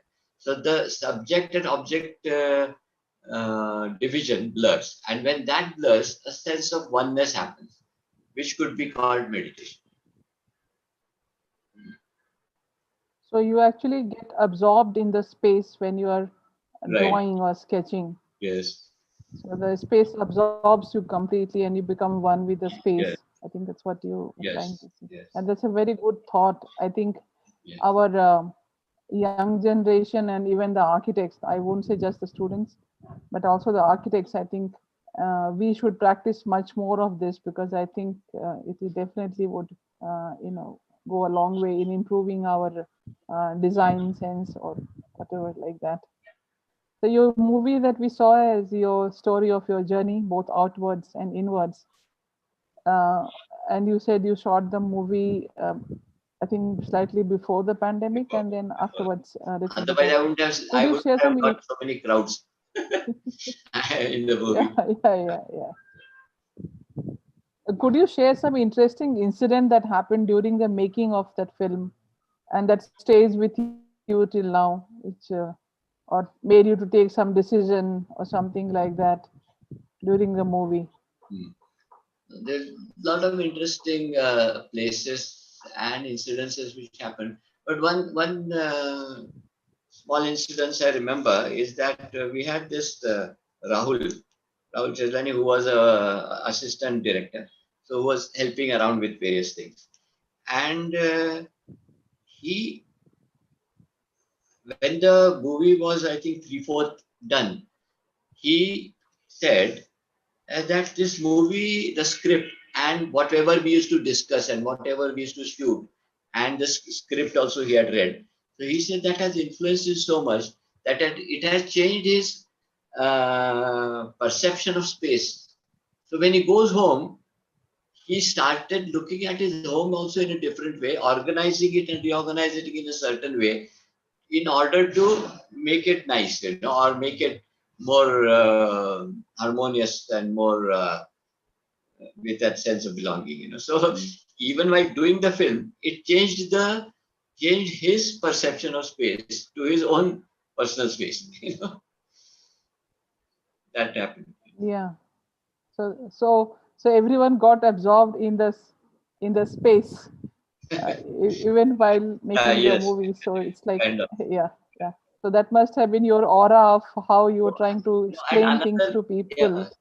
and another thing which sometimes people saw, or when they were doing it, they said that it is a real eye opener. They said we never thought that we were living in such spaces.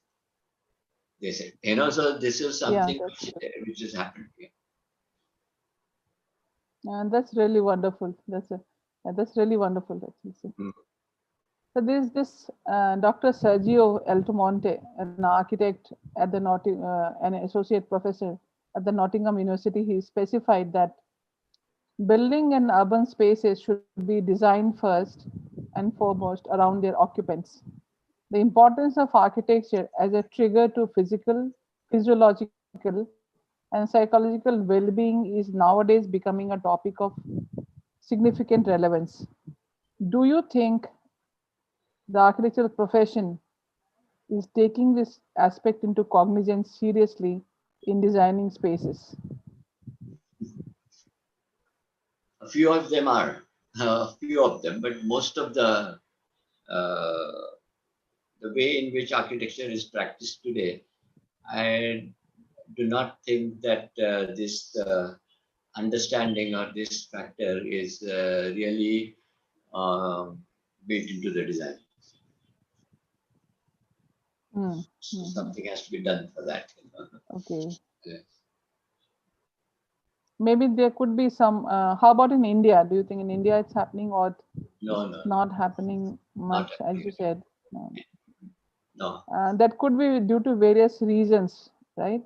many reasons. And one of the major reasons is because our Could inner, you? inner space has become like that. The society at large thinks in a certain way. The society at large wants something like that. The society at Hmm. large is more interested in a flashy, gaudy wrapping rather than a Hmm. more meaningful content. So the architects kind of Hmm. fall prey to that demand.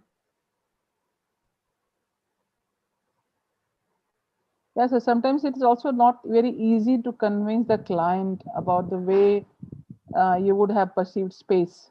And so, how does one approach them? Like unless and when you're like a general practitioner, not a very high person or a highly placed person or established architect, they don't tend to. The client doesn't tend to listen. The thing is like. Um, I was talking to a client just very recently for a villa project, and I said we should have a sit out, so that when you open, you're outside. And Mm. I had the lady saying, "But I am creating space, but I'm just taking it inside, so my space becomes bigger." So I'm enclosing the space, so I get a bigger space. So it's very difficult to convince them. Do you think you have some tips as to how to offer to people as to how one should go about it? Uh, each client is different, and so an architect also needs the skills uh, of a PRO also, or maybe a skills of an orator or a skills of a dramatist in order to convince the client many times. In Negotiator. it helps in negotiation, everything. The architect is not just a designer, but to be a good architect in order to get his or her projects materialized, you need to do a lot of other you can follow different ways of convincing. You could have animation, you could have you could थोड़ा नाटक कर सकते हैं कुछ भी बहुत कुछ कर सकते हैं Theater.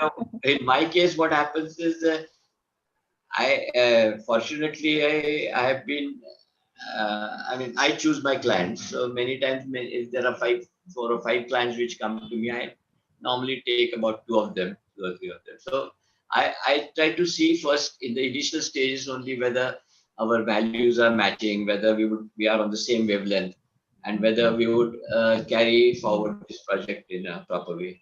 So that's why this Yes. hassle does happen there also, but less, to a lesser extent. Yeah. So one possibility is to be be a little selective in the beginning, uh, because I don't think we need so many big projects or so many big projects to survive. To live a good Yeah. simple Yeah. life, a simple life, we don't need that much clientele and that much money. So as you were talking about simplicity and this thing, a simplicity is it gives a lot of freedom also. So because my needs are less and because I can live a simple life, I can have a lot of freedom to say no to a client, to refuse a job, you know, to do so many things like this. So, No, no, no, very relevant. I mean, I yeah, think you have said something a very relevant thing. yeah, Yeah, because in the beginning, when I also started practice, and somebody would say, "Do you know that other architect is doing 500 projects?" I said, "Really? Can anyone do that?" I mean, I won't go beyond, maybe 10, 15 in different stages of it, or maybe maximum 20 at one stage. After some years, definitely not in the first 5 years, I suppose, yes, 500 projects at a time, which is very difficult. So yes, yeah, that's a very valid point you touched. I think that is one more point is now that how do we take this, because through our simple talks we are trying to take it to the common man, but also to the students in the building industry and the architects and the designers. How do you think we could incorporate this very important design element, the fifth element, which encompasses all the other four elements actually: light, which is, you say, fire, air, earth, and water. Because if these four are now, I mean, these four would become the part of the fifth element. I mean, they are encompassed in that. How do we actually do this in our pedagogy, in the colleges and that for is the that is people? what And our try to make that. that is what our educational institutions are supposed to teach or impart, this knowledge as to how can we shape space, how can we lend a certain quality to a certain space for a certain activity. So that is important, and that one learns as one progresses in life. But we Okay. cannot do without Okay. space. Yes, sir, that is true. That Do is we have absolutely true. yeah, do we have any questions from the Mm, audience? mm. I will read some questions now, sir, from the audience, which during the registration they have sent it to us. And first, I will take them, and after that, if we have in the chat box some more questions, then I will be just There taking was them. The something in first the question. no something in the chat here which asked for Okay. the where can we buy and download the book Wanderings and Ponderings. So Sir. can we Yeah, uh, I, right here? you, I or just you can typed this. send it to me, sir. I will be sending. Yeah, yeah, yeah. I Fine. just That is typed fine, sir. it. Um, Yeah. 1 second.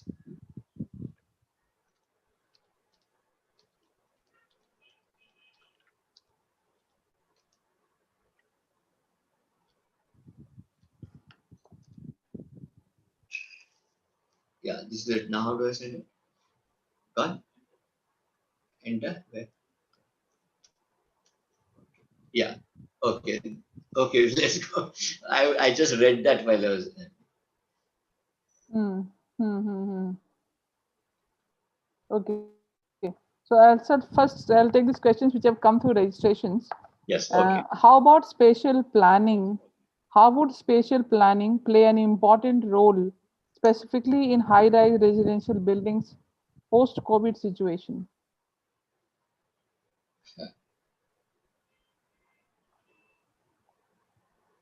Spatial planning will play a role in any situation.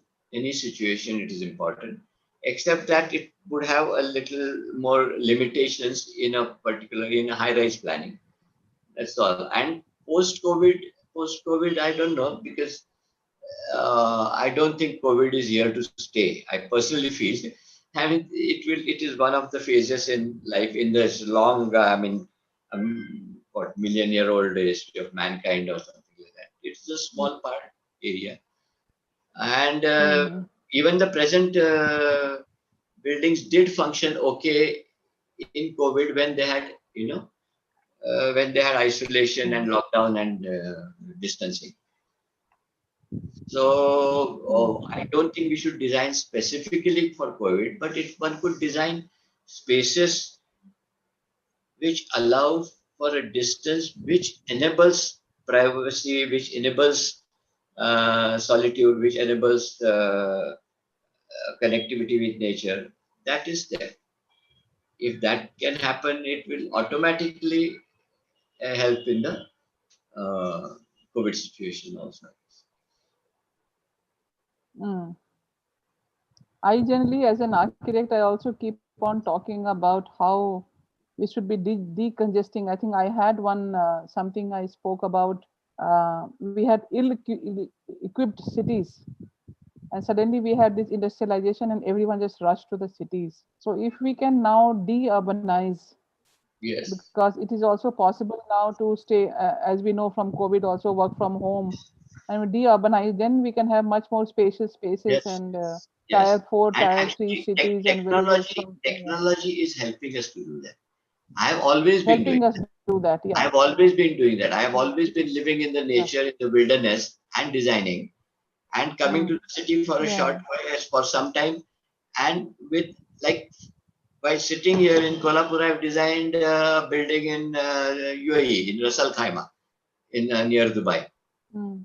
I didn't have to go there so often. I mean, the internet, with the internet and all that, my Mm. drawings would go within a short time, within a few minutes, Yeah. and Yes. Yes. things were happening. True. And so, as you say, Yes. Yes. this is a good opportunity Mm. for us to understand that crowding and living in a very poor environment of the cities is not a Yes. must, is not necessary. True. Yeah. Yes. Yes. Yes. Okay. So there's another question on again special design elements to consider in public spaces regarding well-being, security, and culture identity. I didn't understand. They are asking again, what are special design elements to consider in public spaces regarding well-being, security, and cultural identity in a public space? There could be many. There could be many. It depends upon your own design concept and how you look at that public Yeah. space, how you want that public space to function. You can put those elements, any element. It could Mm. be a tree, it could be a rock, it could be a book, it could be a display board, or it could be art, it could be anything. Mhm. So well-being, I think you've already touched upon it, that because if the nature is there, you will have a much healthier environment around. So if in the public space you bring nature, you it will be contributing to well-being. Yes, And nature, art, security wise, and of course, yeah, yeah, yeah. art, and then maybe some Security cultural wise, that yeah, yeah, things. yeah. So that will take care of the cultural identity of the space. And security wise, if we have to have design elements, they are telling. So what could be the design elements for security in public space? Forget security. Forget security. Actually, forget security. And yeah, look at Yeah, public space spaces. should No, not be. Yeah, earlier I mean spaces. security, Like no public alleys and spaces. all that. Yeah. Public spaces had open access, accessibility. Those spaces look so different. Now they have these big walls and grills Yeah. all around, and only then the space Hmm. becomes less accessible. For security of women and ladies and all that, there could be some people around, maybe more Hmm. light and more, openness and transparency. Hmm. You know? Hmm. Hmm. There is this one. Next question is about how can architecture be more inclusive of nature? How does an architect associate with nature? I think your designs have Yes, already showed they have it already actually in shown that. movie I and know other them. one, but if you want to touch upon, okay, so we'll go to the next question in that case. Um, do you feel the space first, or Sorry. do you design a space first?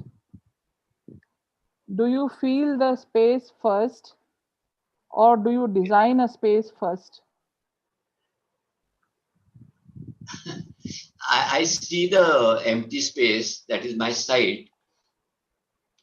Whatever is there, it's topography, it's the trees there or the rocks there or whatever. And while I'm sketching and while I'm drawing, I close my eyes and I feel the space. I move around in that space with closed eyes, and uh, I feel the space first on the paper in my mind, and later I get it built, and then it is felt, literally, really felt by everybody. So, but one has to have that visualization of how that space would look like. What would 10 meters height and 5 meter by a 5 meter width look like? You know how that space would look like. You know, one needs to be able to visualize that space in order to move through it and feel it. Yeah, that is true. I think you showed that also with an example that like you about that rock that you went there, you felt the space, and then you designed the space around it. So I Yes. think through your presentation also you did answer that question. And this is from Anu. What are your views on how jail architecture should be designed? Huh. It depends on, see, basically what are jails meant for? Jails are supposed to reform the Yes. criminal. They are not supposed to punish a criminal. What tends to happen nowadays, the people, the way they look at it as a punishment. But we should look at it as a place where the criminal is reformed, and that is why when if I am supposed to design, given a I am asked to design a jail, what I would like to do is I would like to strike the right balance between control and freedom. There has to be Yes. control. I mean that we can't allow the person to escape, but there needs to be freedom also for him to move around, to do this, to do that, to express something. So a good jail design will always be the right balance, right dynamic balance between control and freedom, which is what I tried to do in Yeah, my that's very true. drug de-addiction center, because it was like a 5 weeks. They're not supposed to go out anywhere. They were to stay within that building. So it was like a jail for them. It was like a jail for 5 weeks. Hmm. Hmm. Okay, sir. The next question is about from Deepali. I mean, I think this already you have spoken, but still, what is the relationship between exterior and interior spaces? I think you already spoken explicitly Yes, about it that. is. Do you Yes, want to add any point to that, sir? because I think these questions were posed before my Yeah. presentation. So anyway, Yeah. but Yeah. what is Okay. another bit? Okay. I think Okay. most important space that we I will should not. just. Most important What is space. sensory design? No, no. I was just trying to Yes, sir. answer that Yes, one. sir. Yes, sir. I'm going to add one point to that. Yeah. Yes. Interior space and Yes, sir. exterior space. So when we Yes, are sir. Yes. thinking of an interior space and exterior space and the relationship, we should not forget a very important third space, which is the transitional space. Between the inside space and outside space, there is a transitional space. So that needs to be designed very beautifully. Like, Yes, yes. like you That's have the true. inside That is living true. room, you have the outside garden. And then if you have that Yeah. Threshold. transitional seat out on a veranda, makes it more meaningful. Yes, yes. That's true. Now there's one more like what is the relationship between sports, leisure, recreation setups and sustainability? This is from Viraj. I do not know what actually the I question didn't understand that means. question much. Yes, I don't know. Yeah.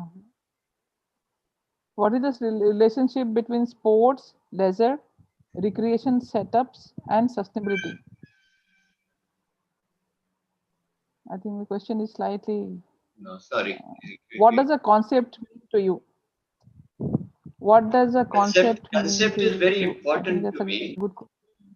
Concept is very important because concept is that which relates your design to the wholeness of life.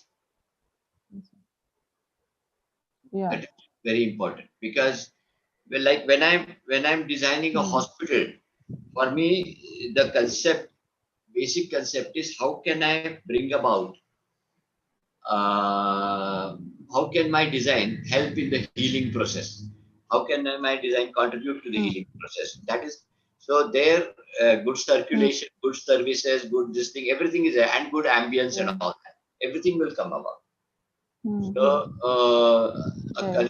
concept will relate my design to Mm. the wholeness of life, totality of life, and how my design can um, add value to this quality of life, everybody's quality.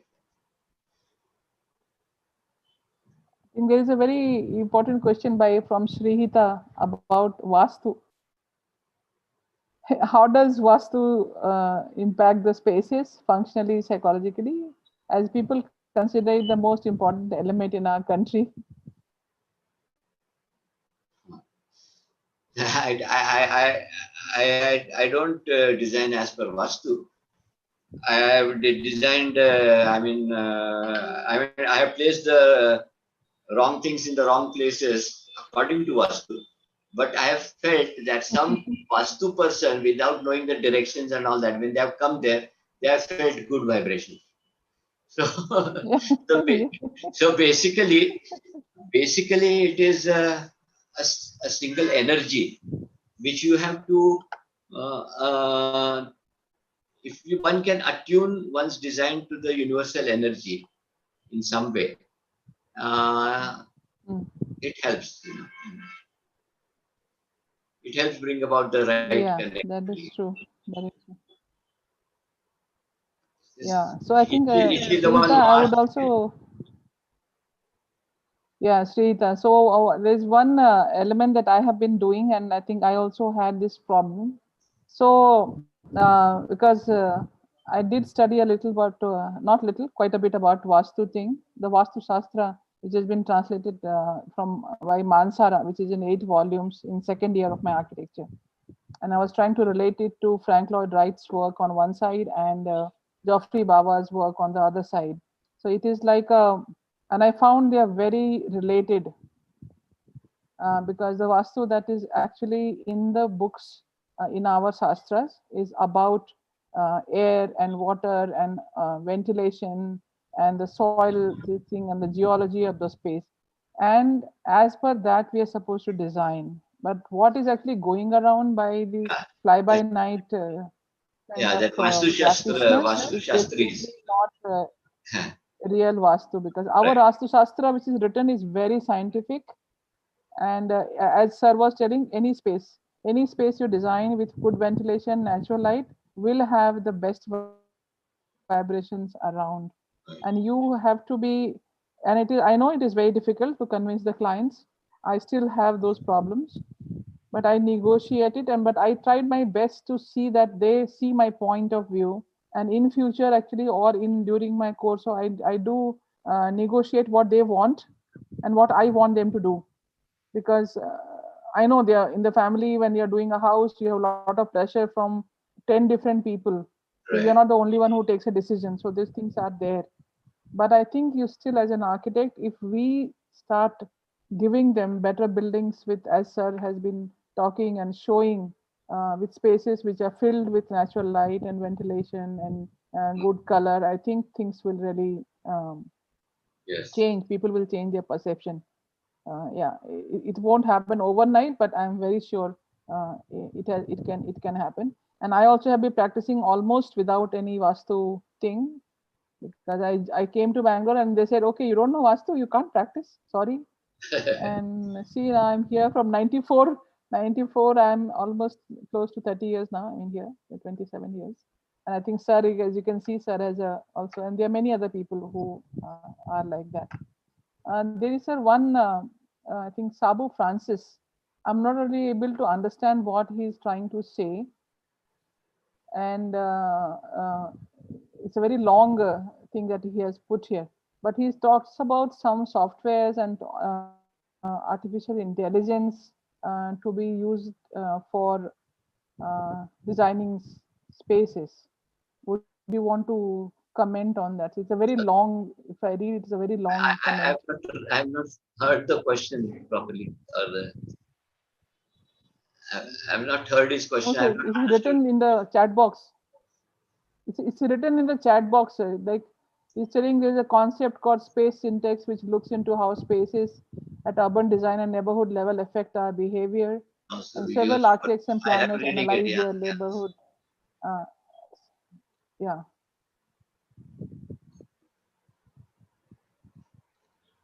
So, Francis, space syntax. space and time. Sabu Francis. I mean, that's what.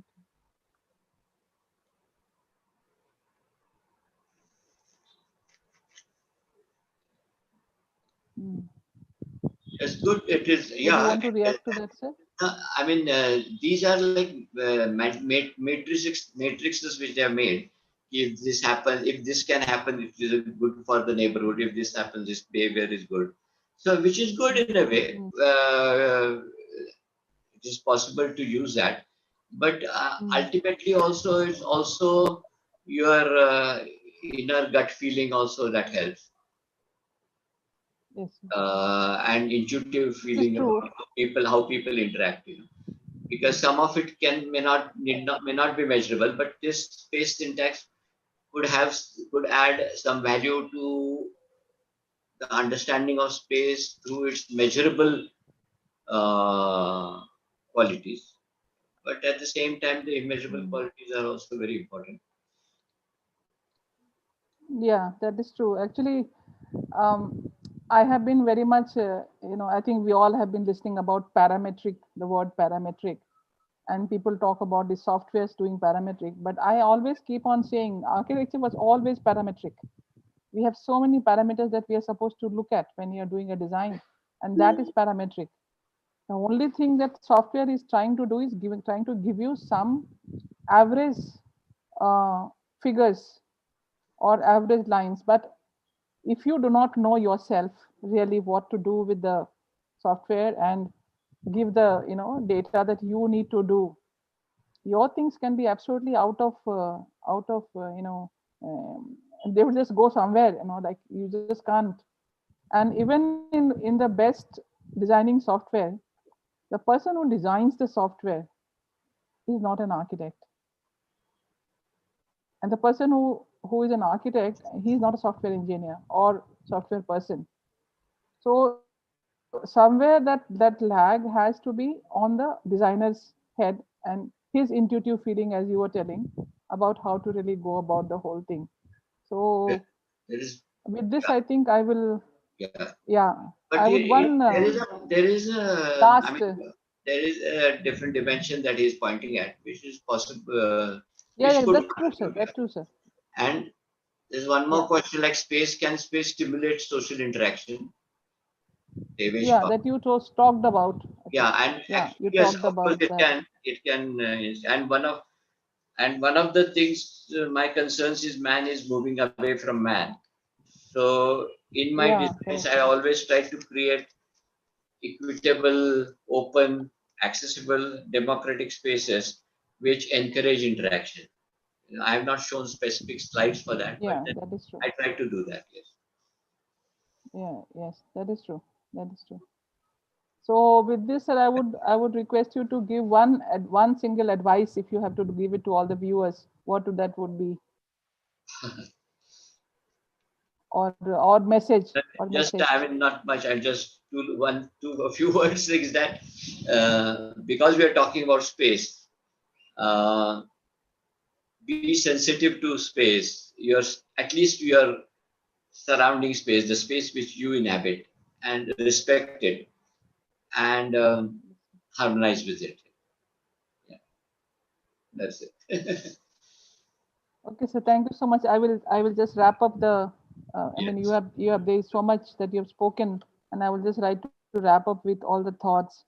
we taken are into almost, design the yes, account almost, in the design process.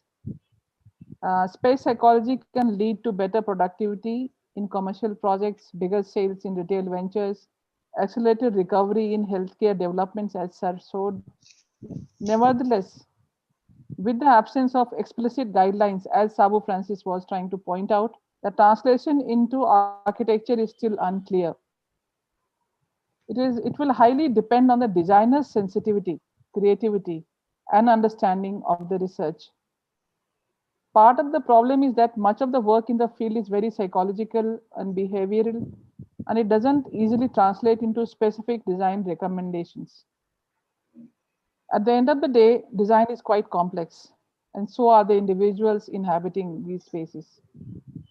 Does architecture matter? Absolutely. Can it insulate people from the particular circumstances around them? No.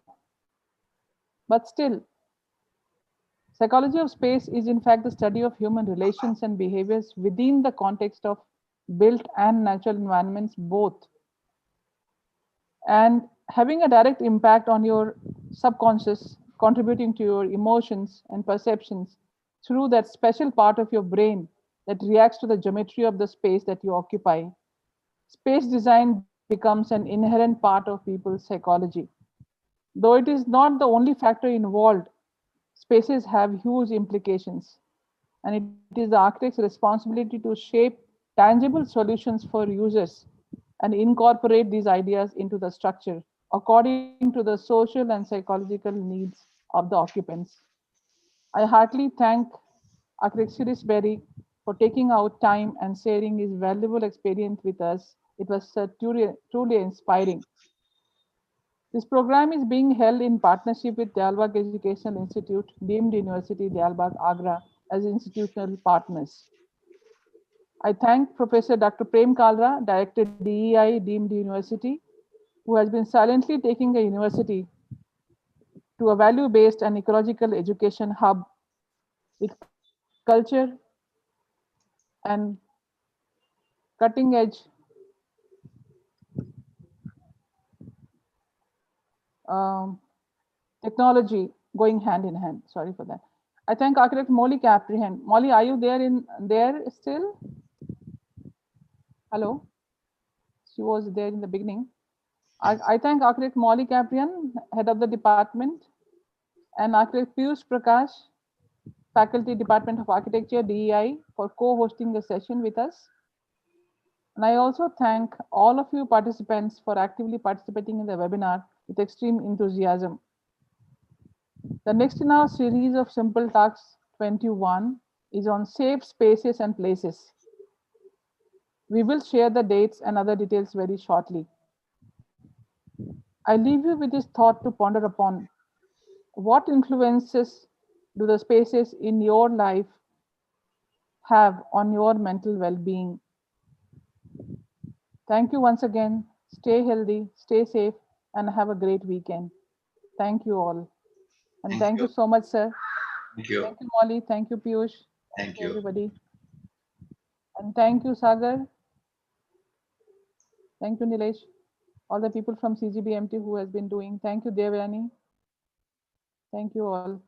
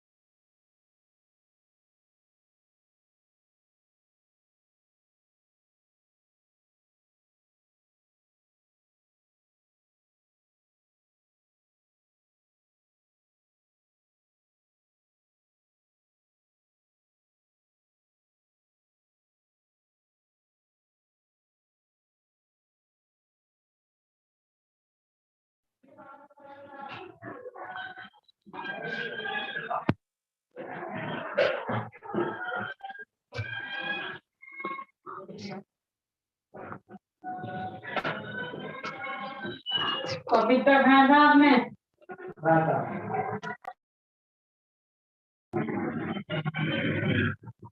और सिंधु क्या?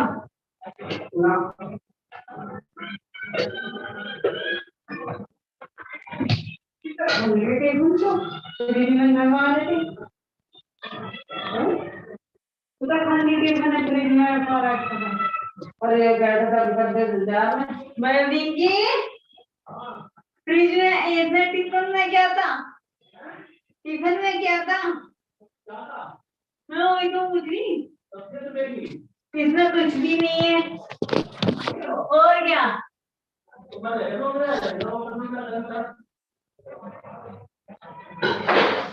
मगर देखनी ना देखो हल्का खाना रोटी खाने आ गया तो कभी तो देखो नेक्स्ट में भी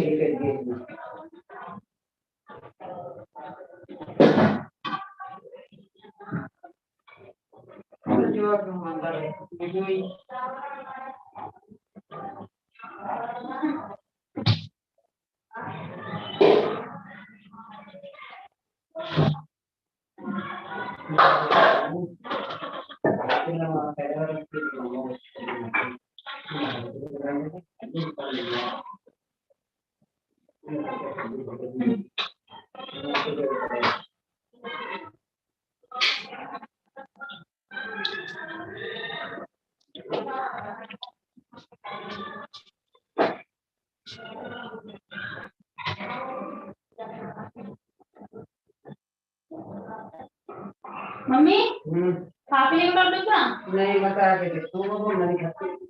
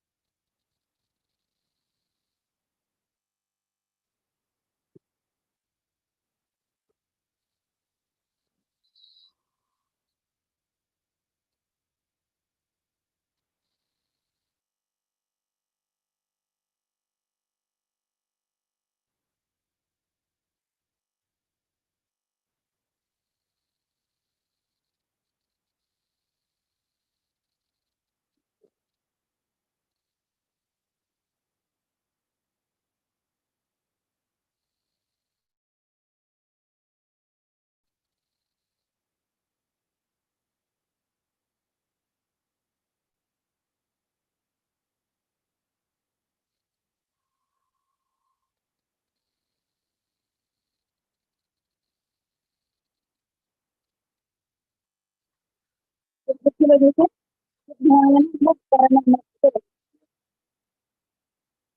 चीजों का ध्यान देना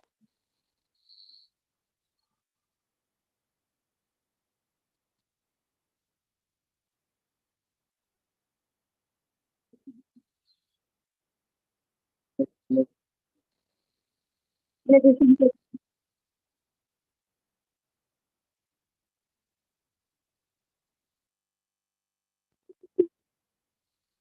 हाँ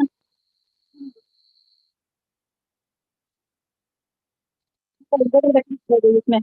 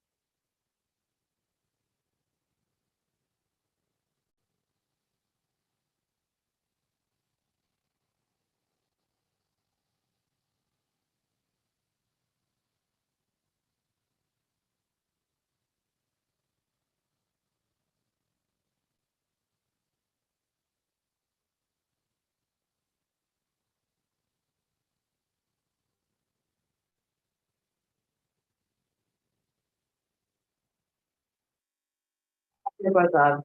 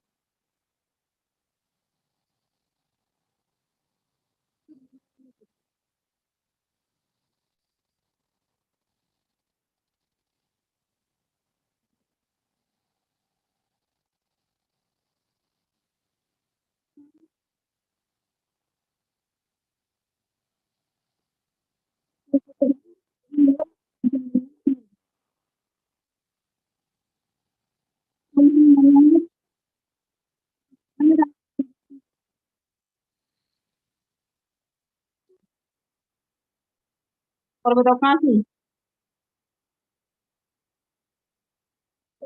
कहाँ जा रही है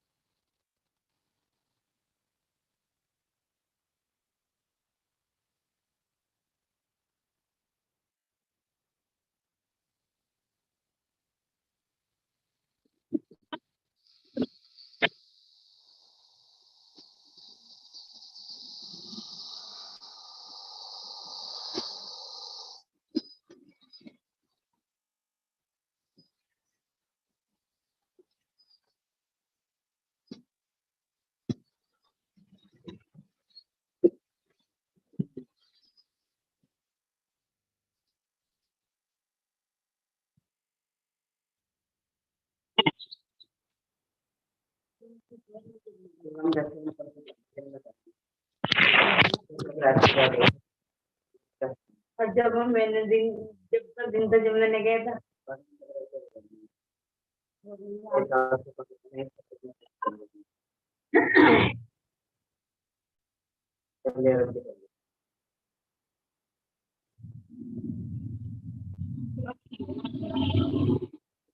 मैं तो तैयार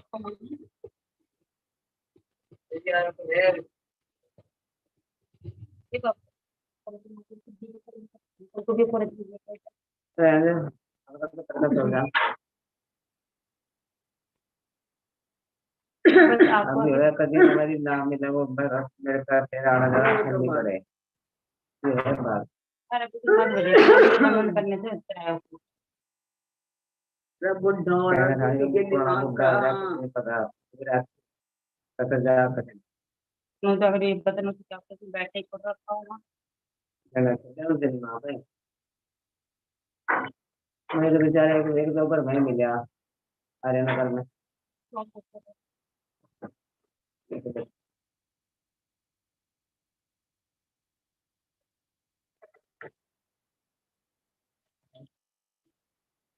पास दो बच्चे पैसे वैसे कौन जा रहा है 1000 दे तो 2 का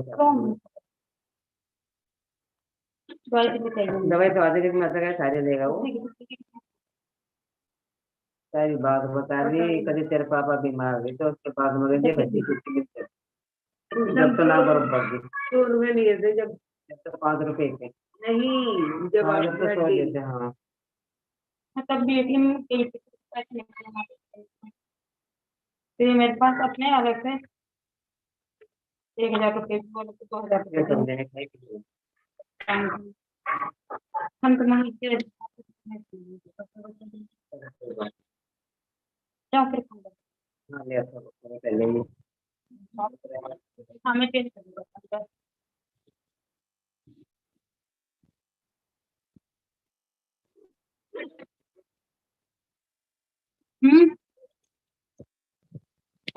ठीक है अल्लाह रही है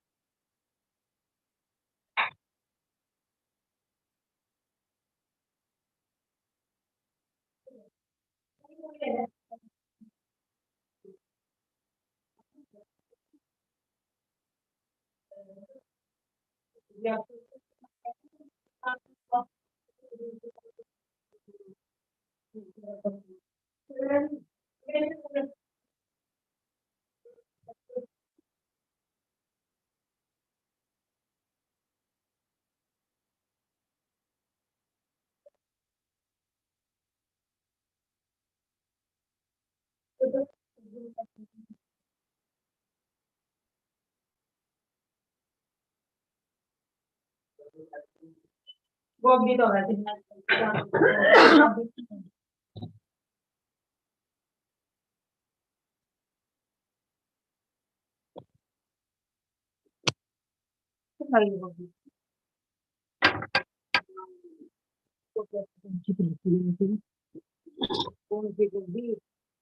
फूल गोभी कोई भी हो फूल गोभी है हाँ हाँ मुझे पता है गोभी कोई भी हो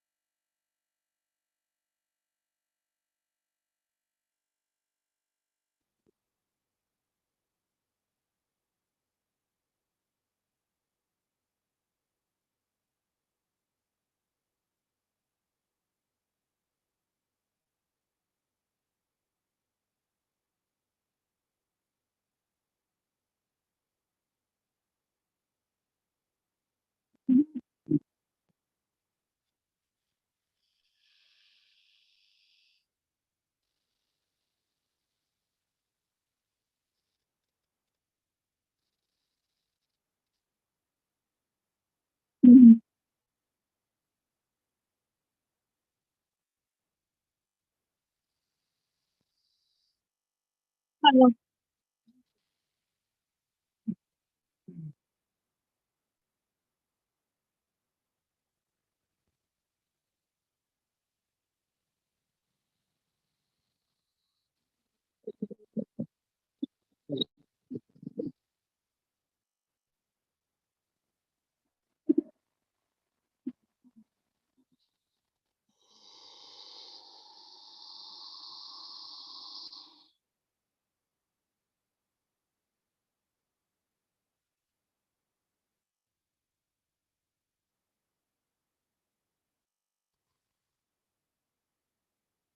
हाँ तो पहले हो जाएगा।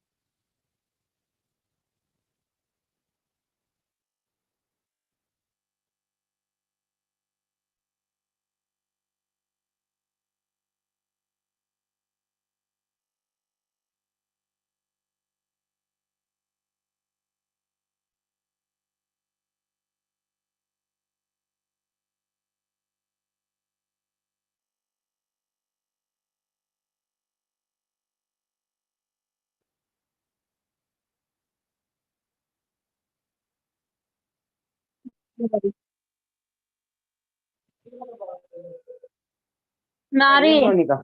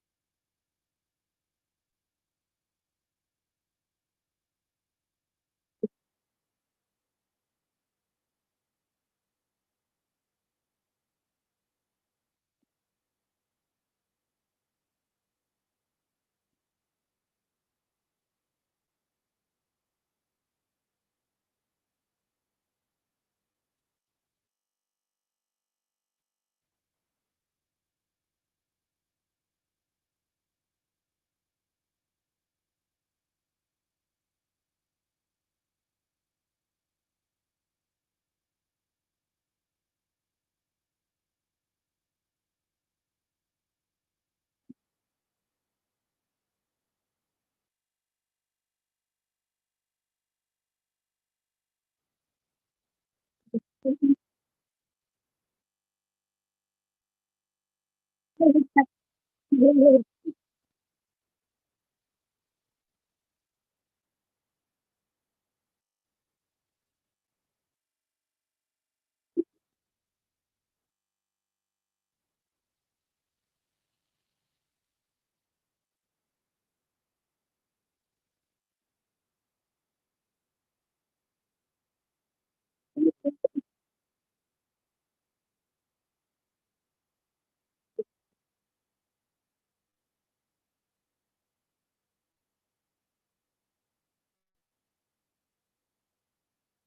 तो बात है।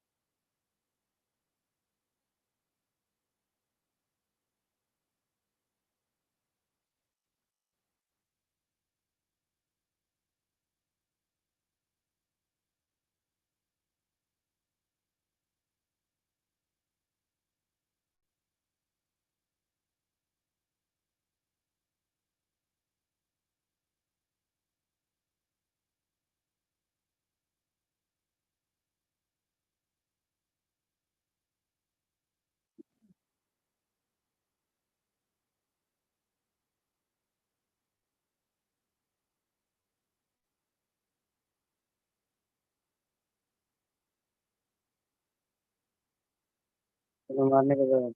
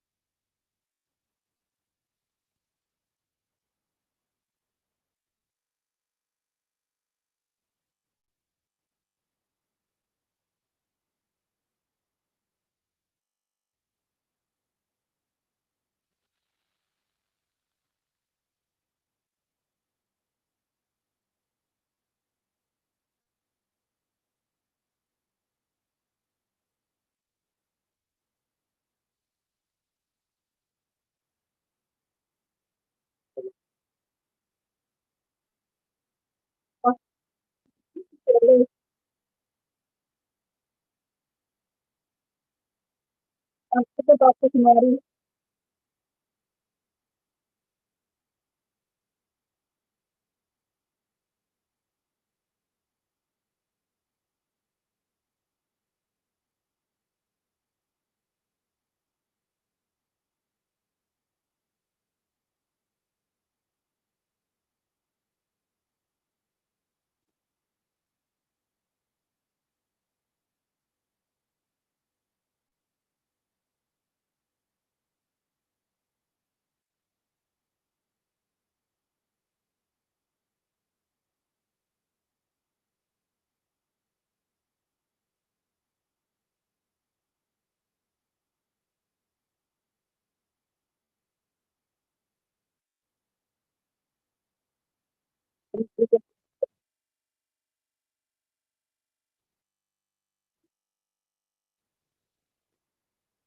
Where is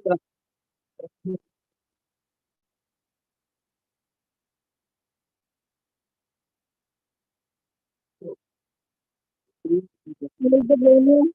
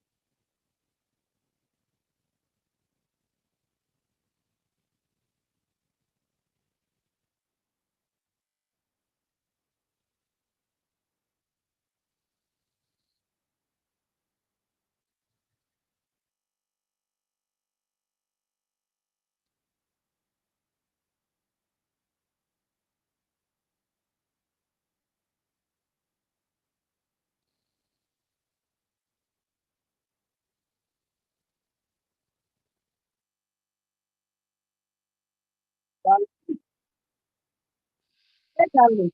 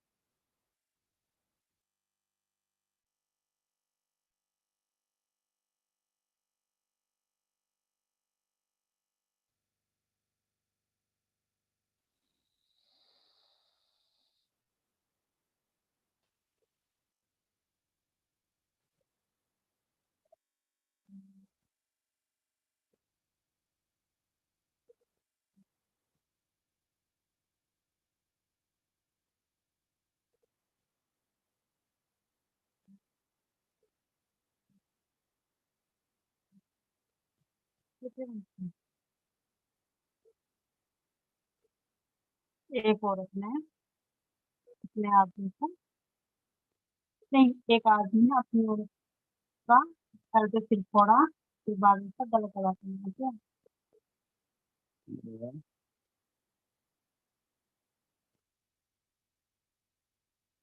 ये थोड़ा होगा कोई। हाँ,